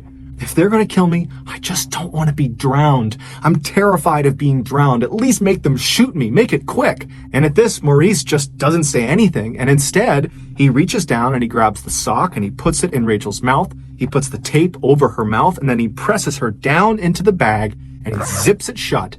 And then he waits for Diggy and the others to come back. And sure enough, just a couple of minutes later, Matthew, John, and Diggy returned in the Jeep to the cul-de-sac. They got out and they lifted Rachel up inside of the bag and they brought her back over and put her in the trunk of the Jeep, which now contained 4 new shovels. And then once the trunk was shut, all 4 men piled inside as well. And then Diggy told Matthew to head out to a particular off-roading spot he was familiar with. It was about 30 miles to the northeast. And over the course of this hour-long drive, Rachel could hear everything being said inside of this Jeep. And she would have heard all the details of exactly what Diggy had planned for her. And so she knows what's going to happen to her, but she can't do anything about it. She's just bound in the back of this Jeep. And so around midnight, they reached their destination, this off-roading site, which was basically this thick forest at the foot of a mountain near a small pond. And once they parked, the men got out, leaving Rachel in the trunk with the trunk shut, and they began walking around the back of the vehicle and started looking on the ground until Diggy said he had found a spot that he really liked, and it was about 10 or 15 feet behind the vehicle. And so once this spot was identified, the men walked back to the Jeep, they opened up the trunk, and they left Rachel, but they pulled out their shovels.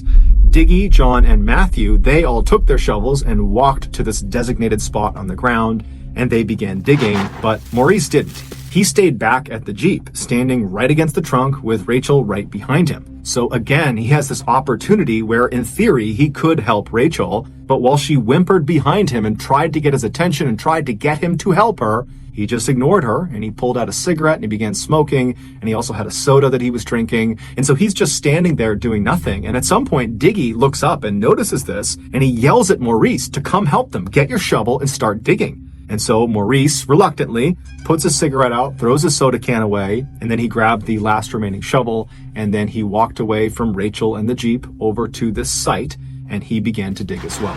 For the next 30 minutes or so, Rachel, who's still in the trunk is open, she's still in the bag, she's forced to listen to the sound of these 4 people dig what sounds like a very sizable hole. And then when they finally stopped digging, she heard them chuck their shovels aside and start walking back over to her. And when they reached her, they unzipped the bag and they pulled her out and they sat her down on the back of this Jeep. So she's kind of sitting, looking in the direction of this dig site. And as they begin cutting off her restraints and removing the tape from her mouth, she gets a clear view of what they had been digging. And she knows immediately what it is. They were digging her grave. After all the restraints and everything was off of her, Diggy ordered John to start taking all of her clothes and jewelry off. Rachel knew at this point she was about to die. There was nothing she could do to stop it. She was outnumbered. She was in the middle of nowhere. She would have been overpowered. So she knows she's going to die. And so she had nothing to lose. And so when John grabbed her and tried to rip her clothes off, she fought back aggressively. And she looks at Diggy and she says, "At least allow me the dignity of removing my clothes and jewelry myself." And so Diggy looks at her and he says, "Fine." And so all of the men back up, and then Rachel, in front of these 4 people who earlier that day she would have considered her friends, she began taking all of her clothes off. And then after she had removed all of her clothes and all of her jewelry, she left one ring on her hand, and she clutched it with her other hand, and she looked at Diggy and said, "Can I please just keep this one?" The ring she was holding on to was a ring that her good friend Corey Haynes had given her right before he was killed in that car accident. And Diggy just says, "No." And he reaches out and he literally pulls it off of her hand. And so standing there completely naked and alone and terrified, Rachel was then ordered by Diggy to start walking towards the grave. And so Rachel, with as much grace as she could muster, stood up straight, took a deep breath, and began walking. And then she finally reached the edge of the grave, at which point Diggy told her to walk down inside. And so Rachel very carefully turned around and lowered herself down into the grave, and then she stood up in the middle of the grave with her back to her attackers, at which point Diggy said, "Get on your knees." And so she did this, and as soon as she was down on her knees, she looked skyward and she pressed her hands together and put them right up against her chest, and she began praying. And as she's looking upward towards the sky, Diggy laughs at her and says, "Don't worry, you'll be up there soon." And then Diggy pulled his gun out, he aimed it at her back, and he began firing the gun. And he shot several times into the back of her head, into her back, and then his gun jammed, at which point he cleared the jam, he reloaded his gun, and then fired even more shots into her body. And then he put his gun away, and he, along with the other 3 men who had just witnessed this and participated in this, used their shovels to fill the hole back in, covering her up. Once she was buried, the men rounded up all of her things, along with the shovels and the murder weapon, and they chucked it into the nearby pond. Diggy made sure to crush the ring Rachel had said was so important to her before he threw it into the water. Then the men climbed back into the red Jeep and they drove back to Everett. And on the ride, Diggy would tell them that if they told anyone about what they had just done, he would kill them too. But just a few days later, after Rachel had been reported missing, the mother of Jeffrey Barth. Jeffrey was someone who had been at Kevin Jihad's house on the night Rachel was abducted, and he also played a role in her capture. His mother, Jeffrey Barth's mother, behind his back, went to police and told them that she thought her son knew something about Rachel's disappearance. And so the police, they rushed to Jeffrey and they interviewed him, and he would quickly say, "Oh, I don't know anything, but you should talk to Matthew Durham." Matthew, if you remember, was the driver the night Rachel was killed. He also helped dig her grave and he witnessed her murder.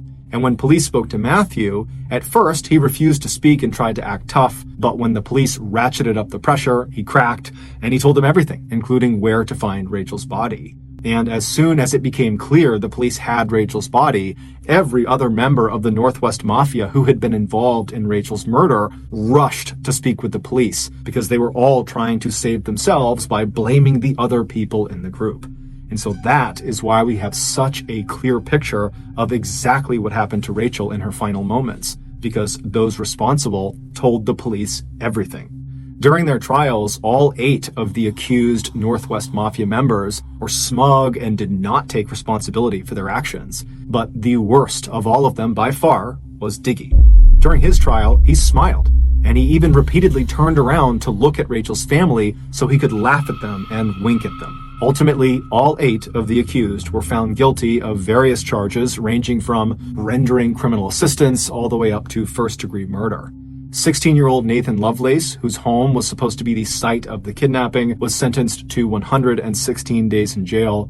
20-year-old Tony Williams, who turned the volume of the music up to drown out Rachel's screams, and who also got the duct tape for Diggy when he was restraining Rachel in the garage, he received slightly more than 9 years in prison. 22-year-old Jeffrey Barth, who played a large role in subduing and kidnapping Rachel, and whose mother had gone to police and tipped them off about what had happened, he received 10 years in prison.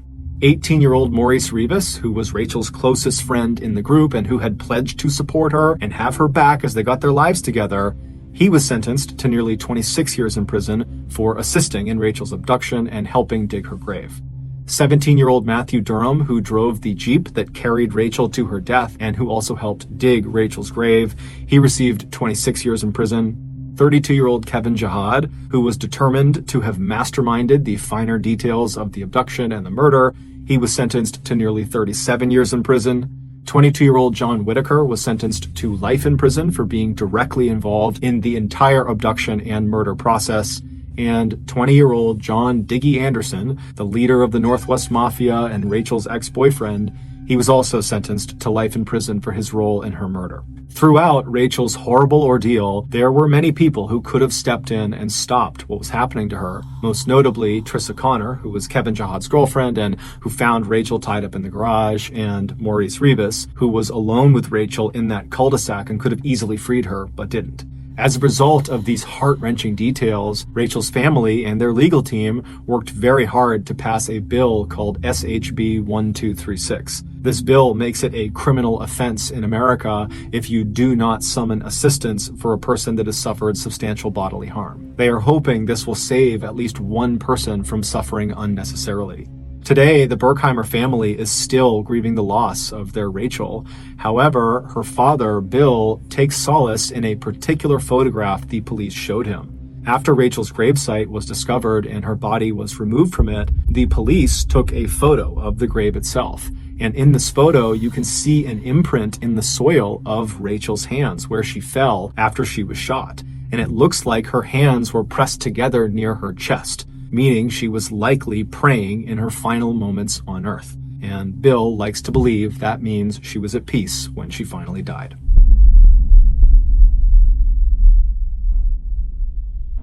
Thank you for listening to the MrBallen podcast. If you enjoyed this episode, please offer to hang the 5-star review button's new 75-inch TV on their wall, but purposefully miss all of the studs. Also, please subscribe to the MrBallen podcast on iTunes, Amazon, Spotify, and everywhere else you get your podcasts. This podcast airs every Monday and Thursday morning, but in the meantime, you can always watch one of the hundreds of stories I have posted on my YouTube channel, which is just called MrBallen. If you want to get in touch with me, you can direct message me on any major social media platform.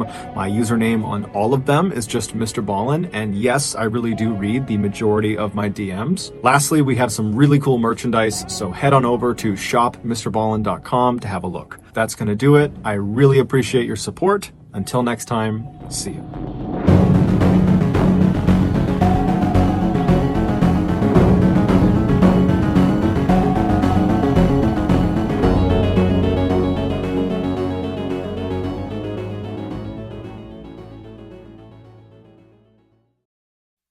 On a hot summer night in Arizona, a man was sleeping soundly in his second-floor bedroom with his beloved dog curled up at his feet.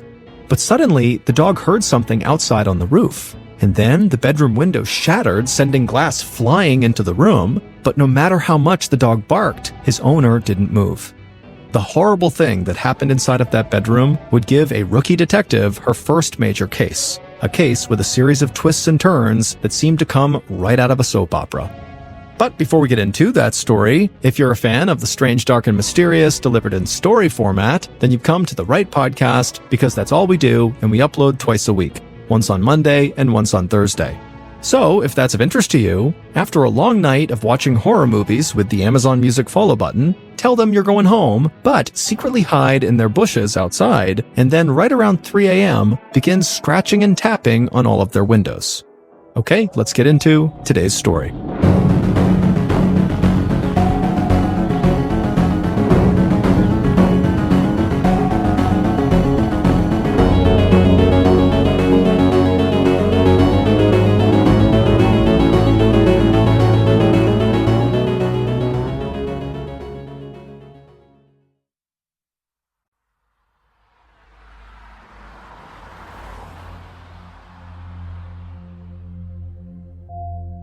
On a July morning in 2016, 45-year-old Nick Morales sped down a desert road in Marana, Arizona, just outside of Tucson. Nick saw the mountains in the distance as he drove past several large airplane hangars and a massive 7,000-foot runway. Then Nick slowed down, turned off the road near a white concrete office building, and pulled into the parking lot of Marana Aerospace Solutions. Marana Aerospace Solutions was a company that handled aircraft maintenance for major commercial airlines and aircraft manufacturers like Boeing and Airbus. and Nick was the company's director of maintenance, a job that came with a ton of responsibility and a whole bunch of people that worked underneath him. Nick stepped out of his car. He was tall with brown eyes, he had a short military-style haircut, and a goatee that was just starting to turn gray. He walked through the parking lot toward the office building, and it felt like most July mornings in that part of Arizona. It was already 95 degrees Fahrenheit, and Nick knew that even by midday, it would be at least 10 degrees hotter. But Nick didn't mind the heat. Before getting into the aerospace industry, he had been a decorated United States Marine and had served in Kuwait, a very hot place in the Middle East, during the First Gulf War. After that experience, working on airplanes in the Arizona desert felt comfortable by comparison. Nick stepped inside the building, and right away he felt the cold blast from the air conditioner. He said good morning to a few coworkers, and then he walked to his office, sat down, checked his email, and began going over his schedule for the day.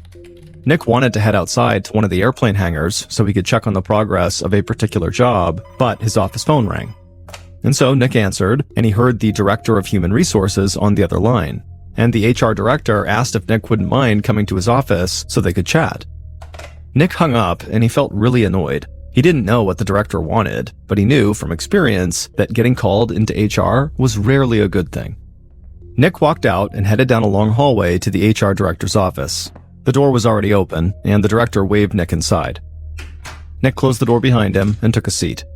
The HR director was a nice guy, and he and Nick got along fine, but Nick really just wanted this meeting to end quickly, so he asked point blank, "What's going on?" And the HR director said, one of Nick's employees had recently filed a complaint against him.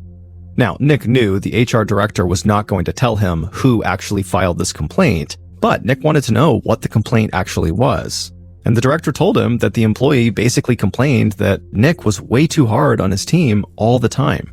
Nick shook his head. Complaints like that made no sense to him. If somebody was not doing their job the right way, Nick just told them. He wasn't trying to be mean, he was just trying to be efficient. A lot of his team members figured that Nick's straightforward and often harsh management style just stemmed from his military background. But that actually was not the reason. Nick knew working on aircrafts affected the lives and safety of other people, and so he saw no room for error. So if somebody did their job poorly, he had to make sure they knew about it.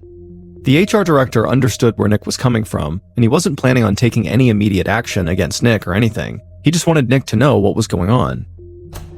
Nick left the office and walked outside into the hot Arizona sun. As he paced around for a second, he thought about the HR complaint more and more, and the more he thought about it, the more annoyed he got, because he was actually pretty sure he knew who made the complaint. James LePan, a safety inspector on Nick's team, had recently clashed with Nick at work. Nick had caught James parking in a restricted area, and he let him have it. Then Nick saw James spending time on his personal tablet during work hours, and again, he let him have it. While Nick felt like what he did was justified, he knew there was a pretty good chance James did not feel the same way. Eventually, Nick began walking towards an airplane hangar that was off in the distance. He could have driven over, but he figured, walking would help him clear his head. As he walked, Nick couldn't help but think about maybe confronting James about this whole complaint, but he knew, that would be a mistake. He didn't even know for sure if James really was the guy who made the complaint. And Nick knew he really could not afford to keep drawing the attention of HR. Nick had had run-ins with the HR department before, but those run-ins had nothing to do with his actual work. Nick had been described by many as a ladies' man, and he had lived up to that description during his time at Marana Aerospace. He had dated at least 3 women he had worked with, and there was a pretty good chance there were more women at work, but Nick wouldn't admit to them. And 2 of those 3 relationships that he admitted to ended really badly. Over a year earlier, Nick had been dating a colleague, a woman named Jessica, and she had started spending a lot of her time at Nick's house. But one evening, she had caught Nick in bed with another woman they worked with named Claudia. Jessica was furious and she lashed out at Nick, and Nick basically told her, "Okay, fine, the relationship's over and you need to leave." And so soon after that, Jessica left and Claudia began spending most of her time at Nick's place. But that relationship also fell apart when Nick started seeing yet another colleague named Christina. And when Nick and Christina had recently gotten engaged, it did not go over well with his ex-girlfriends. And so the whole thing had played out like a soap opera at work, and even though the company did not have a policy against office relationships, Nick's actions and his ex-girlfriend's anger had previously landed him in the HR director's office. Nick walked into the airplane hangar and saw members of his team hard at work. The sights and sounds of the hangar immediately put Nick at ease, and he pushed aside any thoughts about his personal affairs. Even employees who didn't necessarily love the way Nick managed them knew Nick took his job really seriously, and he worked harder than anyone. So Nick spent the rest of the day checking in on different maintenance projects and stepping in to help whenever his team needed him. By the time he was heading home that evening, the sun was starting to set, and it was painting the desert orange and pink. And something happened on the drive home, like it did most nights when Nick left work. He suddenly changed into this totally different person. The hard-nosed, confrontational boss suddenly became a soft-spoken guy who loved his dog and tending to plants in his garden. Nick drove down the street of his secluded suburban neighborhood and pulled into the garage of his 2-story house. He walked inside and heard his beloved pit bull terrier, Smokey, barking and running to greet him. Nick crouched down and pet Smokey and talked to the dog like he was a baby. Then he told Smokey it was time to go for a walk, and the dog got even more excited. Nick and Smokey headed outside just as the last rays of the sun disappeared for the night. After he and Smokey had been walking for a while, Nick felt his phone vibrate inside of his pocket. He grabbed it and looked at a text message and smiled. Then he told Smokey they needed to pick up the pace because Nick's fiancée, Christina, was heading over to the house and he couldn't wait to see her. On July 17, 2016, so about a week after Nick dealt with that HR complaint, he spent a lazy Sunday with his fiancée, Christina, at her house. Nick had been married twice, and after his second divorce, he had sworn to his friends and family that he would never get married again. But soon after Nick and Christina had met at work, Nick began to change his mind. He thought Christina was beautiful and that she was one of the most positive, considerate people he had ever met. Christina knew about Nick's past with other women at work, but after spending time with him, she stopped worrying about it. She loved Nick and wanted to be with him. So when Nick had asked her to marry him, she immediately said yes. And so that Sunday, Nick and Christina laid around Christina's house and discussed potential wedding venues and other wedding details. But then Nick brought up the recent HR complaint. For some reason, even a week later now, it was still bothering him. Christina knew Nick well enough that she knew he was not about to change his management style. She just wished his employees could see that Nick actually was very different than the persona they saw at work. At home, he was a funny, caring, loving guy. It was just the way he had to be at work. That's why he acted that way. Ultimately, Christina told Nick, "Don't worry about it. It'll be fine. It's just work stuff. It'll go away. Don't stress." The couple chatted for a bit longer. Then around 6 p.m., Nick got up and he gave Christina a kiss, and then he headed back to his house. Christina had some things to deal with at her own place, so she was going to stay there for the night. Once Nick got home, he took Smokey out for a walk and then relaxed and watched some TV. Later that night, he called Christina and they talked some more. On nights they didn't stay together, they always made sure to talk on the phone before bed, and then they would always text each other first thing in the morning. Nick told Christina he loved her and then said goodnight. He went upstairs to his bedroom and Smokey followed.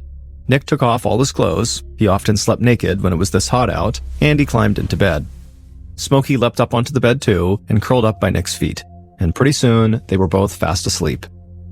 But several hours later, at around 4 a.m., so the next morning, Smokey suddenly woke up when he heard a sound coming from outside the window on the roof.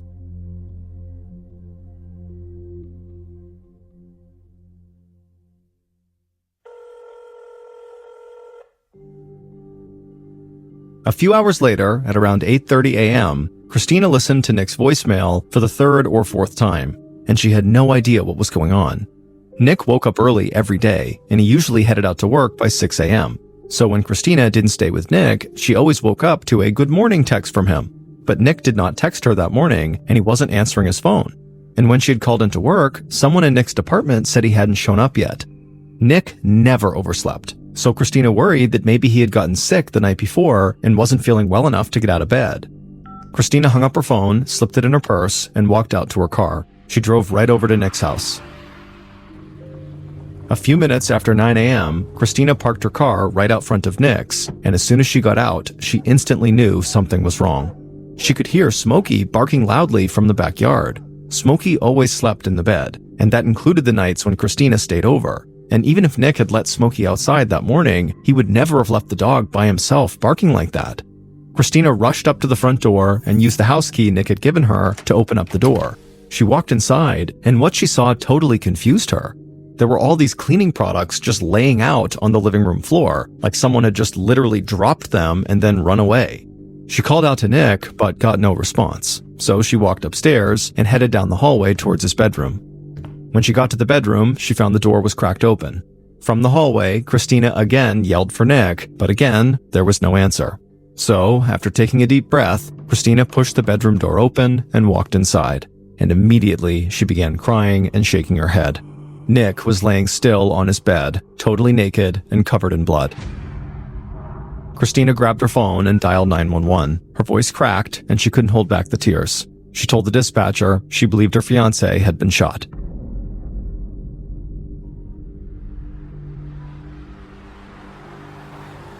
Later that morning, Detective Jennifer Garcia of the Pima County Sheriff's Department parked her car a few houses down from Nick's. She could see the crime scene tape that was stretched across Nick's property, and she saw a couple of officers standing with a woman who was hunched over, crying and petting a pit bull. Detective Garcia had butterflies in her stomach. She'd only been a homicide detective for 7 months, and this was the first case she was actually taking the lead on. But Garcia had been preparing for this moment since she was a little girl, really since the first time she saw her grandfather in his police uniform. She had known, even back then, that she also wanted to be a cop when she grew up. And it just so happened that Garcia grew up to be really smart, and she had a keen eye for evidence. So, at a relatively young age, she had already proven to be a very skilled detective. But Garcia knew leading an investigation was a different thing altogether. Still, she believed she was ready. So she took a deep breath, stepped out of her car, and began walking towards Nick's house. Detective Garcia spoke briefly with a few of the officers who had first arrived at the scene. They told her the woman who had found the body, Christina, had identified the victim as her fiancé, Nick Morales. Christina had told the officers about where Nick worked and what his job was, and she also told them that he was a former United States Marine. Garcia thanked the officers, then put on her gloves and headed inside the house. Then she, along with several forensics analysts, started to make their way through the house. And a few things immediately stood out to Garcia. She saw the cleaning products on the living room floor, then she found that the cabinet under the kitchen sink, where the cleaning products had most likely been stored, was left open. Now, she hadn't even seen the victim yet, but it looked to her like somebody had tried to clean up evidence they left behind, but had abandoned the job. Garcia headed upstairs and into the bedroom, and she saw a ballistics expert cataloging evidence. The ballistics expert told Garcia he had found multiple bullet casings from a .45 caliber handgun. And these casings had a distinct manufacturer's mark on them. There were 5 stars on the head of the casing. Then Garcia walked over to the bed and got a good look at Nick's body.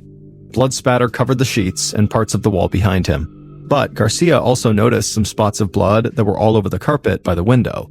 And she noticed there was a big square of the carpet that had been cut out, like someone had removed a portion of the carpet.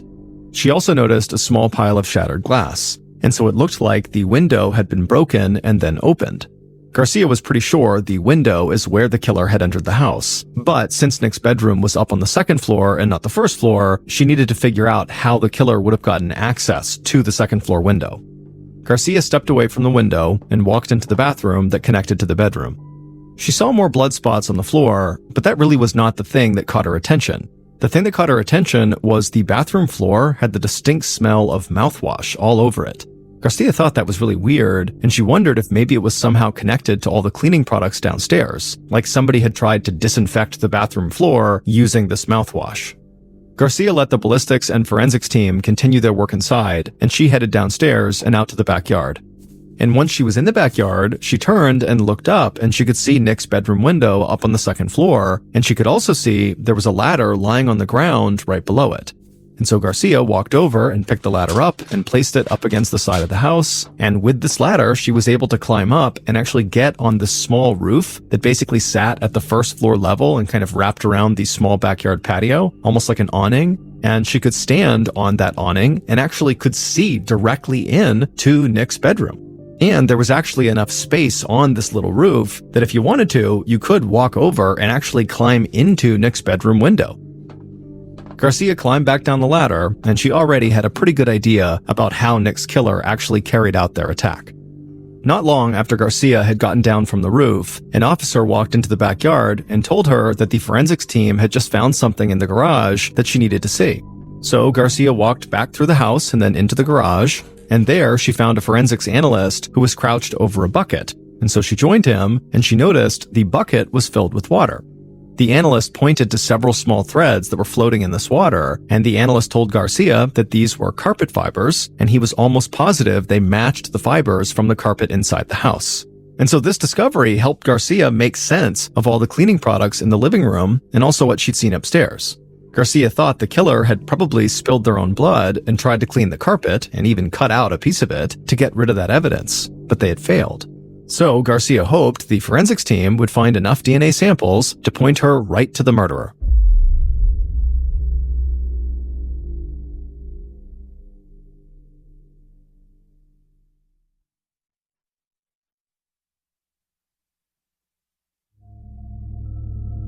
After completing their first sweep of the house, Detective Garcia and members of her team met with Nick's fiancée, Christina, and a few of the neighbors. Garcia got a little more information about Nick's job from Christina, and Christina made it clear that some of the people who worked for Nick were not that fond of him.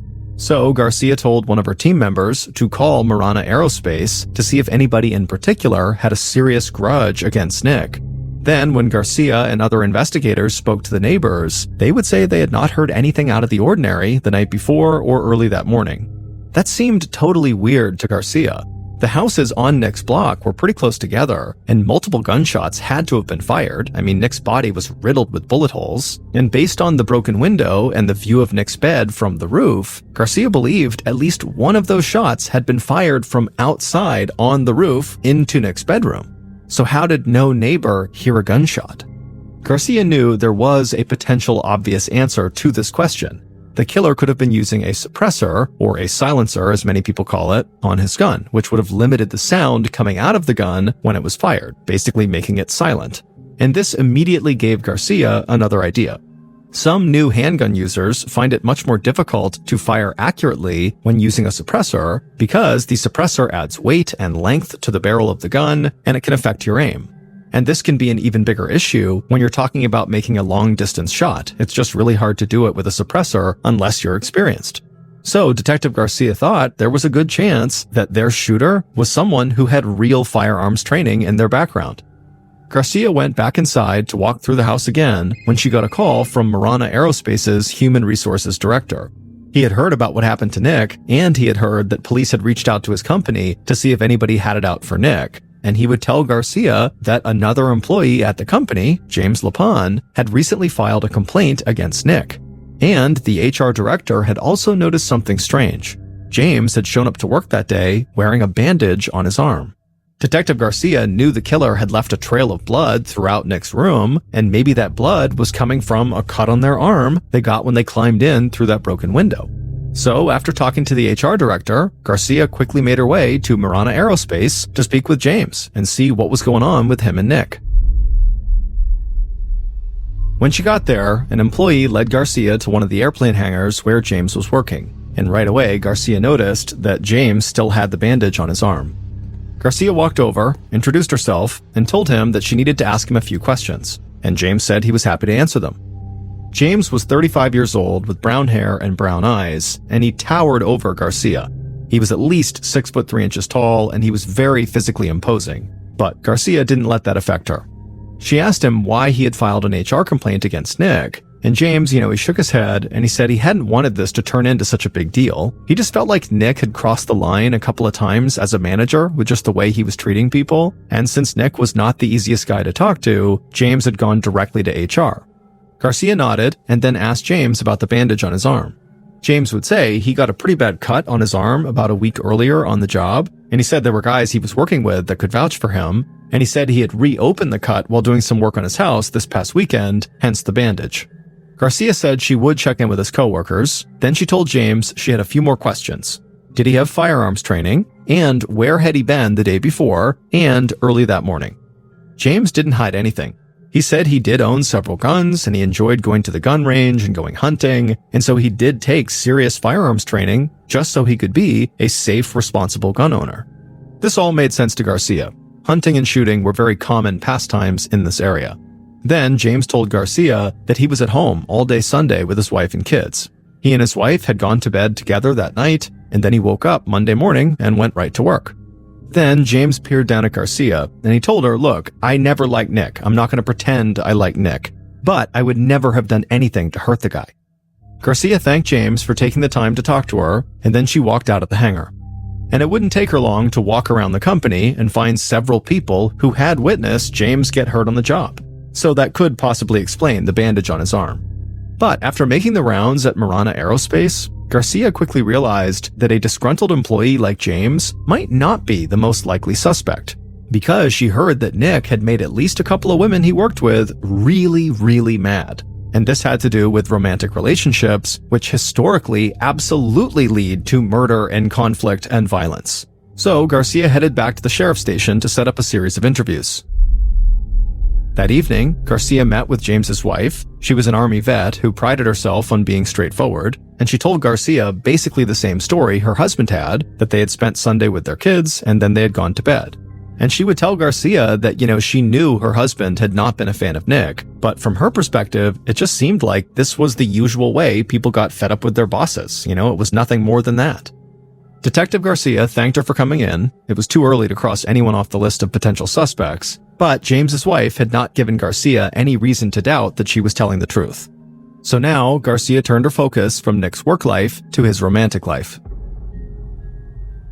On July 19th, a day after Nick's body was discovered, Garcia sat across the table inside of a cramped interrogation room from one of Nick's ex-girlfriends, Claudia Banks. Claudia got really animated when she spoke, and she seemed very ready and willing to talk a lot. But what Claudia had to say was really not what Garcia had expected. Garcia assumed she was in for an angry rant over a jilted lover. But instead, Claudia told the detective that Nick had been really awesome. She said he was a great listener and a lot of fun to hang out with. Garcia sat there for a second feeling stunned. From what she'd heard back at Marana Aerospace, Nick's exes had been really mad at him, and some had even complained to HR about him. Claudia said she did not fit that description at all. She said she was totally happy for Nick when he got engaged, and now she was devastated that he was gone. Then Claudia got a very angry, serious look on her face, and she told Garcia there were two people police really needed to speak to: Nick's other ex-girlfriend, Jessica Stillwell, and her own ex-boyfriend, Justin Skinner. Garcia leaned forward in her chair. She had not heard Justin's name before. But Claudia said that, when she and Nick were together, their relationship had actually come after they had broken two other people's hearts. Remember, Nick had kicked Jessica out of his house after she caught him cheating on her, and Claudia was pretty sure Jessica had never forgiven Nick for that. And Claudia dumped her boyfriend at the time, Justin, to be with Nick. But according to Claudia, this was not even the most significant part of the story. Claudia said on Sunday, the night before Nick's body was found, she had been hanging out with her mother at a bar when out of nowhere, her old ex, Justin, walked in. Claudia said she had done her best to avoid Justin after they had broken up because he had gone full-blown stalker mode, hanging out outside of her work, following Nick in his car, and stuff like that. And at the bar that Sunday, Justin had tried to talk to Claudia, but she wasn't having it, so she and her mother left. But then, just that morning, only a day after somebody murdered Nick, Claudia found a note on her front door. And the note was from Justin, saying how sorry he was about Nick's death, and that if Claudia needed someone to talk to, he was there for her. Detective Garcia stared across the table at Claudia. The story sounded too on the nose to be real.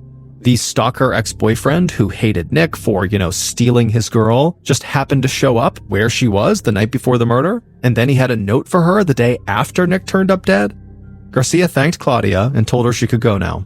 The detective still wanted to talk to Nick's other ex-girlfriend, Jessica, but now it seemed like Justin was the highest on her suspect list.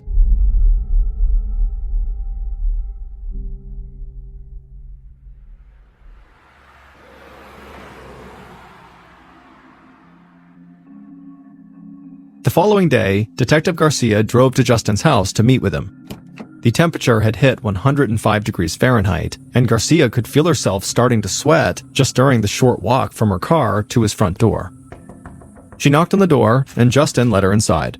Garcia followed him into the kitchen, subtly looking around his house while she walked. Nothing really stood out about the house. It looked like a lot of the places she had seen that belonged to other single guys, a little cluttered and not much decoration. But something about Justin caught Garcia's attention right away. He had several long scratches on both of his arms. Garcia sat down with Justin at the kitchen table, and she got right to the point. She asked him if he still blamed Nick for breaking up his relationship with Claudia. Justin said he was not mad anymore about Nick and Claudia and that he had let it all go, but when he was telling Garcia this, he didn't look up at her, he didn't make eye contact. And so she was pretty sure he didn't fully mean what he was saying, that maybe he was still mad. So Garcia said in response, if he had let things go, why had he shown up at the bar where Claudia had been on Sunday night, and why did he leave her a note just a day after Nick had been found dead? Justin's voice got real quiet, and he almost immediately began to backtrack what he had just said. He told Garcia that actually he did want to get back together with Claudia. He missed her. But he made it very clear he had nothing to do with Nick's murder. Garcia stayed on him and asked him about the cuts on his arms. Justin looked down at his arms and he kind of laughed, and he said he was a landscaper, so he always had little cuts all over his arms and hands. It was just part of his work. He didn't even think about them anymore. Garcia looked across the table at Justin. She couldn't quite get a read on him.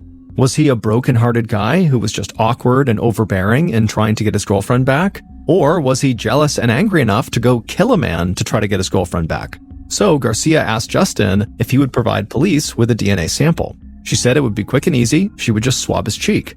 But Justin shook his head and said, no, I don't want to do that. Garcia smiled and told him she totally understood something like this could feel very invasive.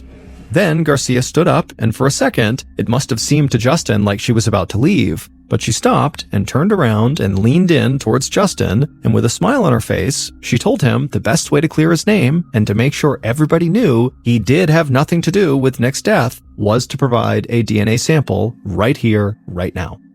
Justin looked up at Garcia, and with a very determined look on his face like he was about to do something big, he told Garcia, okay, I will provide a DNA sample. A little while later, Garcia headed back to the station with Justin's DNA sample for testing. The results would take some time to get back, so she prepared to interview another potential suspect, Nick's other ex-girlfriend, Jessica Stillwell. Later that day, Garcia met with Jessica in the same interview room where she'd met with Nick's other ex-girlfriend, Claudia. But from the moment Jessica sat down, Garcia could tell this interview was going to be very different from her interview with Claudia.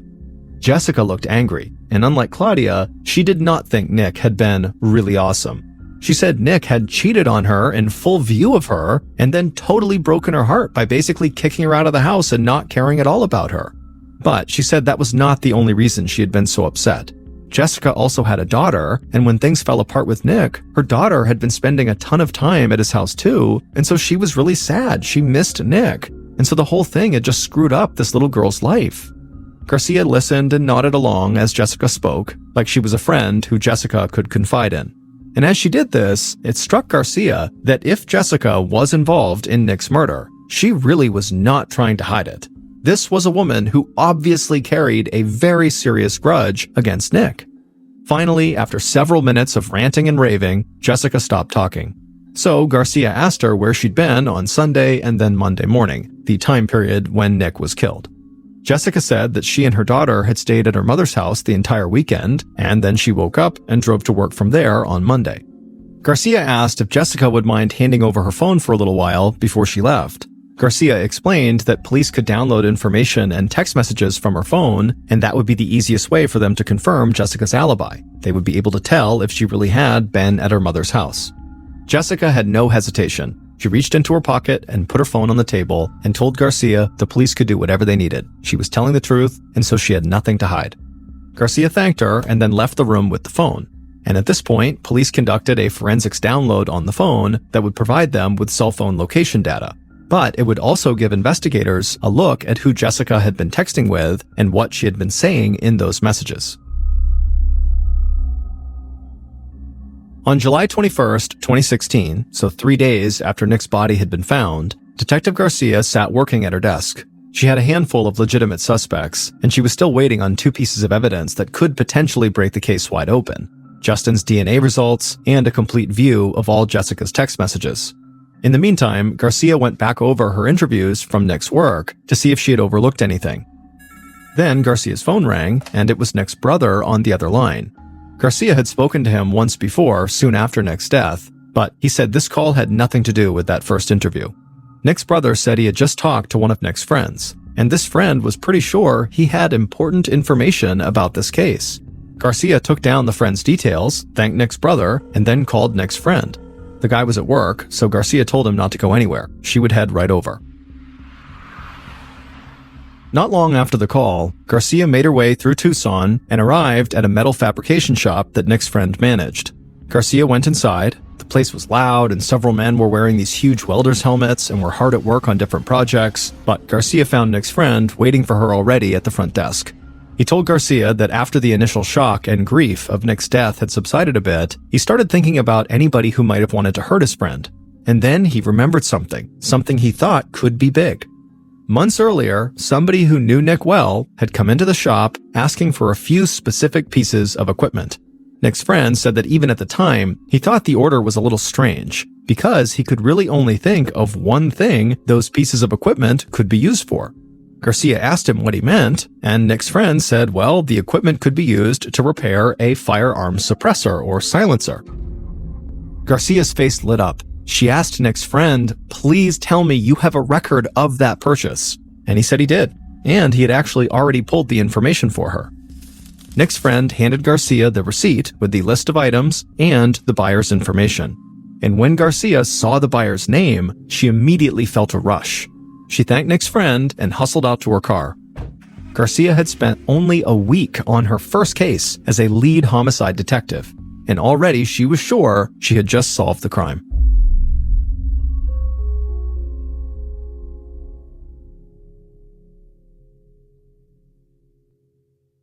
Based on that receipt from the metal fabrication shop, multiple interviews, and evidence collected throughout the investigation, here is a reconstruction of what police believe happened to Nick in the early morning hours of July 18, 2016.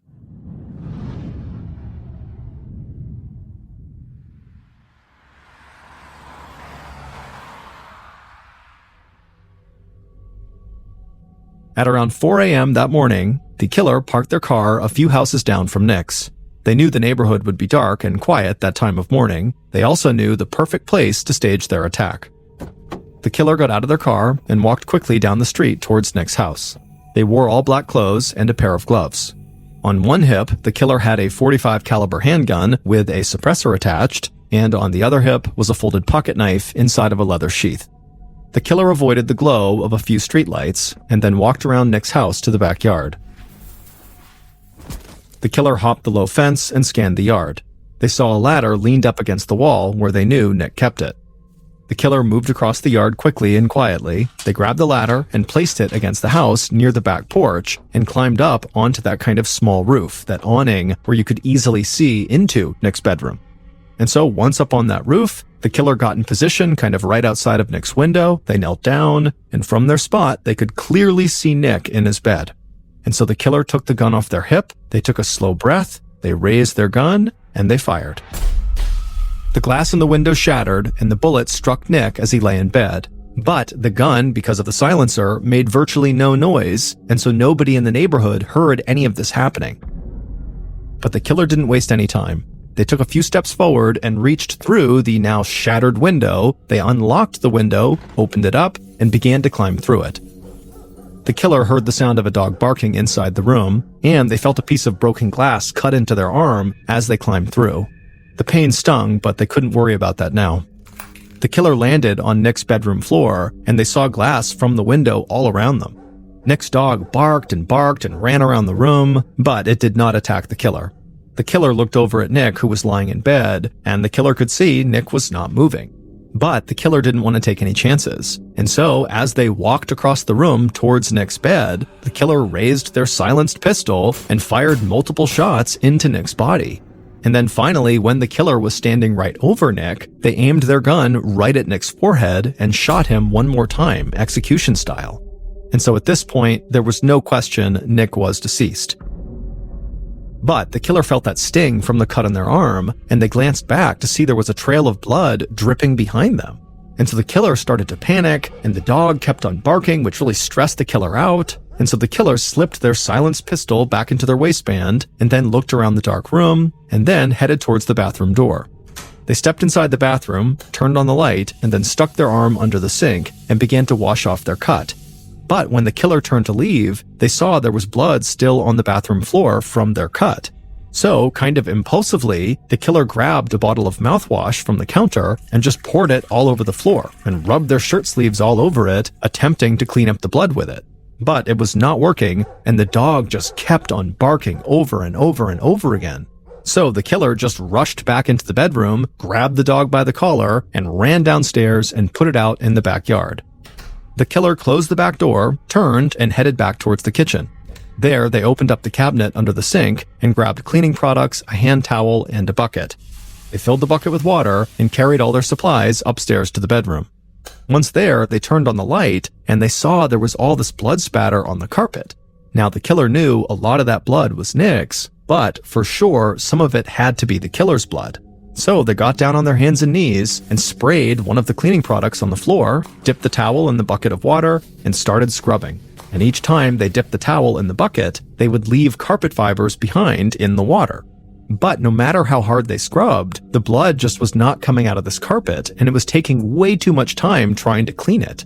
So they dropped the cleaning supplies, they took out their pocket knife off their hip, and they cut this big bloody piece of carpet away and carried it and the cleaning supplies out of the room, and they headed downstairs. But by this point, the killer was well aware that things had really not gone to plan, and at this point, the killer just wanted to get the heck out of the house. So they just dropped the cleaning products on the living room floor, but they held on to that towel they were using to scrub the carpet, as well as the actual chunk of carpet they cut away. Then the killer also hid the bucket of water in the garage, hoping nobody would find it. Then the killer ran back upstairs, went into Nick's bedroom, they climbed back out the window onto that roof, then he climbed down the ladder and then lowered the ladder onto the ground so it didn't look as obvious that he had used it to climb to the second floor, and then he climbed over the exterior fence around the property, leaving behind Smokey the dog in the backyard, and the killer just ran the rest of the way back to their car. The killer would then speed home, change out of their clothes, and put a big old bandage on their arm, and then drive into work at Marana Aerospace Solutions. James Lapon, the man who had filed that HR complaint, had murdered Nick. But James's reasoning behind the murder went much deeper than just some run-ins the two men had at work. It would turn out James was having an affair with Jessica, one of Nick's ex-girlfriends. And apparently, Jessica still talked all the time about Nick, and it totally drove James crazy, so he killed Nick. Garcia had first discovered this relationship between James and Jessica when Jessica had handed over her phone. They had seen the text messages between them. And soon after that, James had actually admitted to the affair as well. But he still at the time said he had nothing to do with Nick's murder. But investigators dove deeper into Jessica's text messages, and they found several exchanges between her and James that seemed really strange. In one of those messages, James implied he was going to, quote, handle his problems with Nick. In another, James asked what kind of dog Nick had, and Jessica told him it was a pit bull. Then, investigators found maybe the strangest message on Jessica's phone, Nick telling her to delete all of their text conversations. Soon after receiving those text messages, Detective Garcia received the DNA test results of her other major suspect, Justin Skinner. And Justin's samples did not match samples found at the murder scene. So Garcia definitely saw James as her primary suspect. After all, he even had this mysterious cut on his arm. Then Nick's friend at the metal fabrication shop had handed over the receipt from the customer who had bought equipment to potentially repair a firearms suppressor, and Detective Garcia saw James's name on that receipt. And so at that point, she was certain he was the murderer. Garcia got a warrant to search James's house, and when investigators did the search, they would find boxes of bullets inside of his house that had the same unique marking as the bullet casings found at the murder scene, the 5 stars on the casing head. And so at that point, police would arrest James for Nick's murder. Some investigators thought that Jessica could have been involved in her ex-boyfriend's murder, but she was ultimately never charged with anything connected to the crime. At James's trial, one of the most important testimonies came from his own wife. During the investigation, she had corroborated James's alibi. But when James was in prison awaiting trial, his wife had watched this movie in which an abused wife stands up to her abusive husband. And apparently when she saw this, it really spoke to her, and so it made her decide she had to tell the truth. James's wife admitted that she had lied to police. She said James was violent and abusive, and she was scared he would hurt her and her kids if she didn't do what he said. She told the jury she knew James had murdered Nick. And when he came home from killing Nick, he had told her exactly what to say to police. In the end, the jury found James guilty of first-degree murder, and James was sentenced to life in prison without the possibility of parole.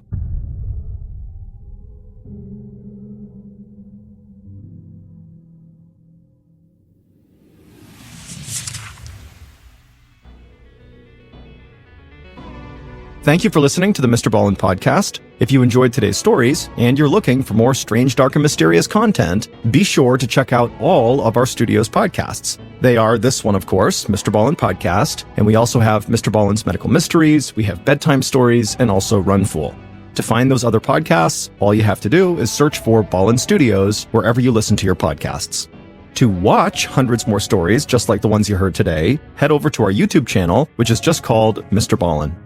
So that's going to do it. I really appreciate your support. Until next time, see ya.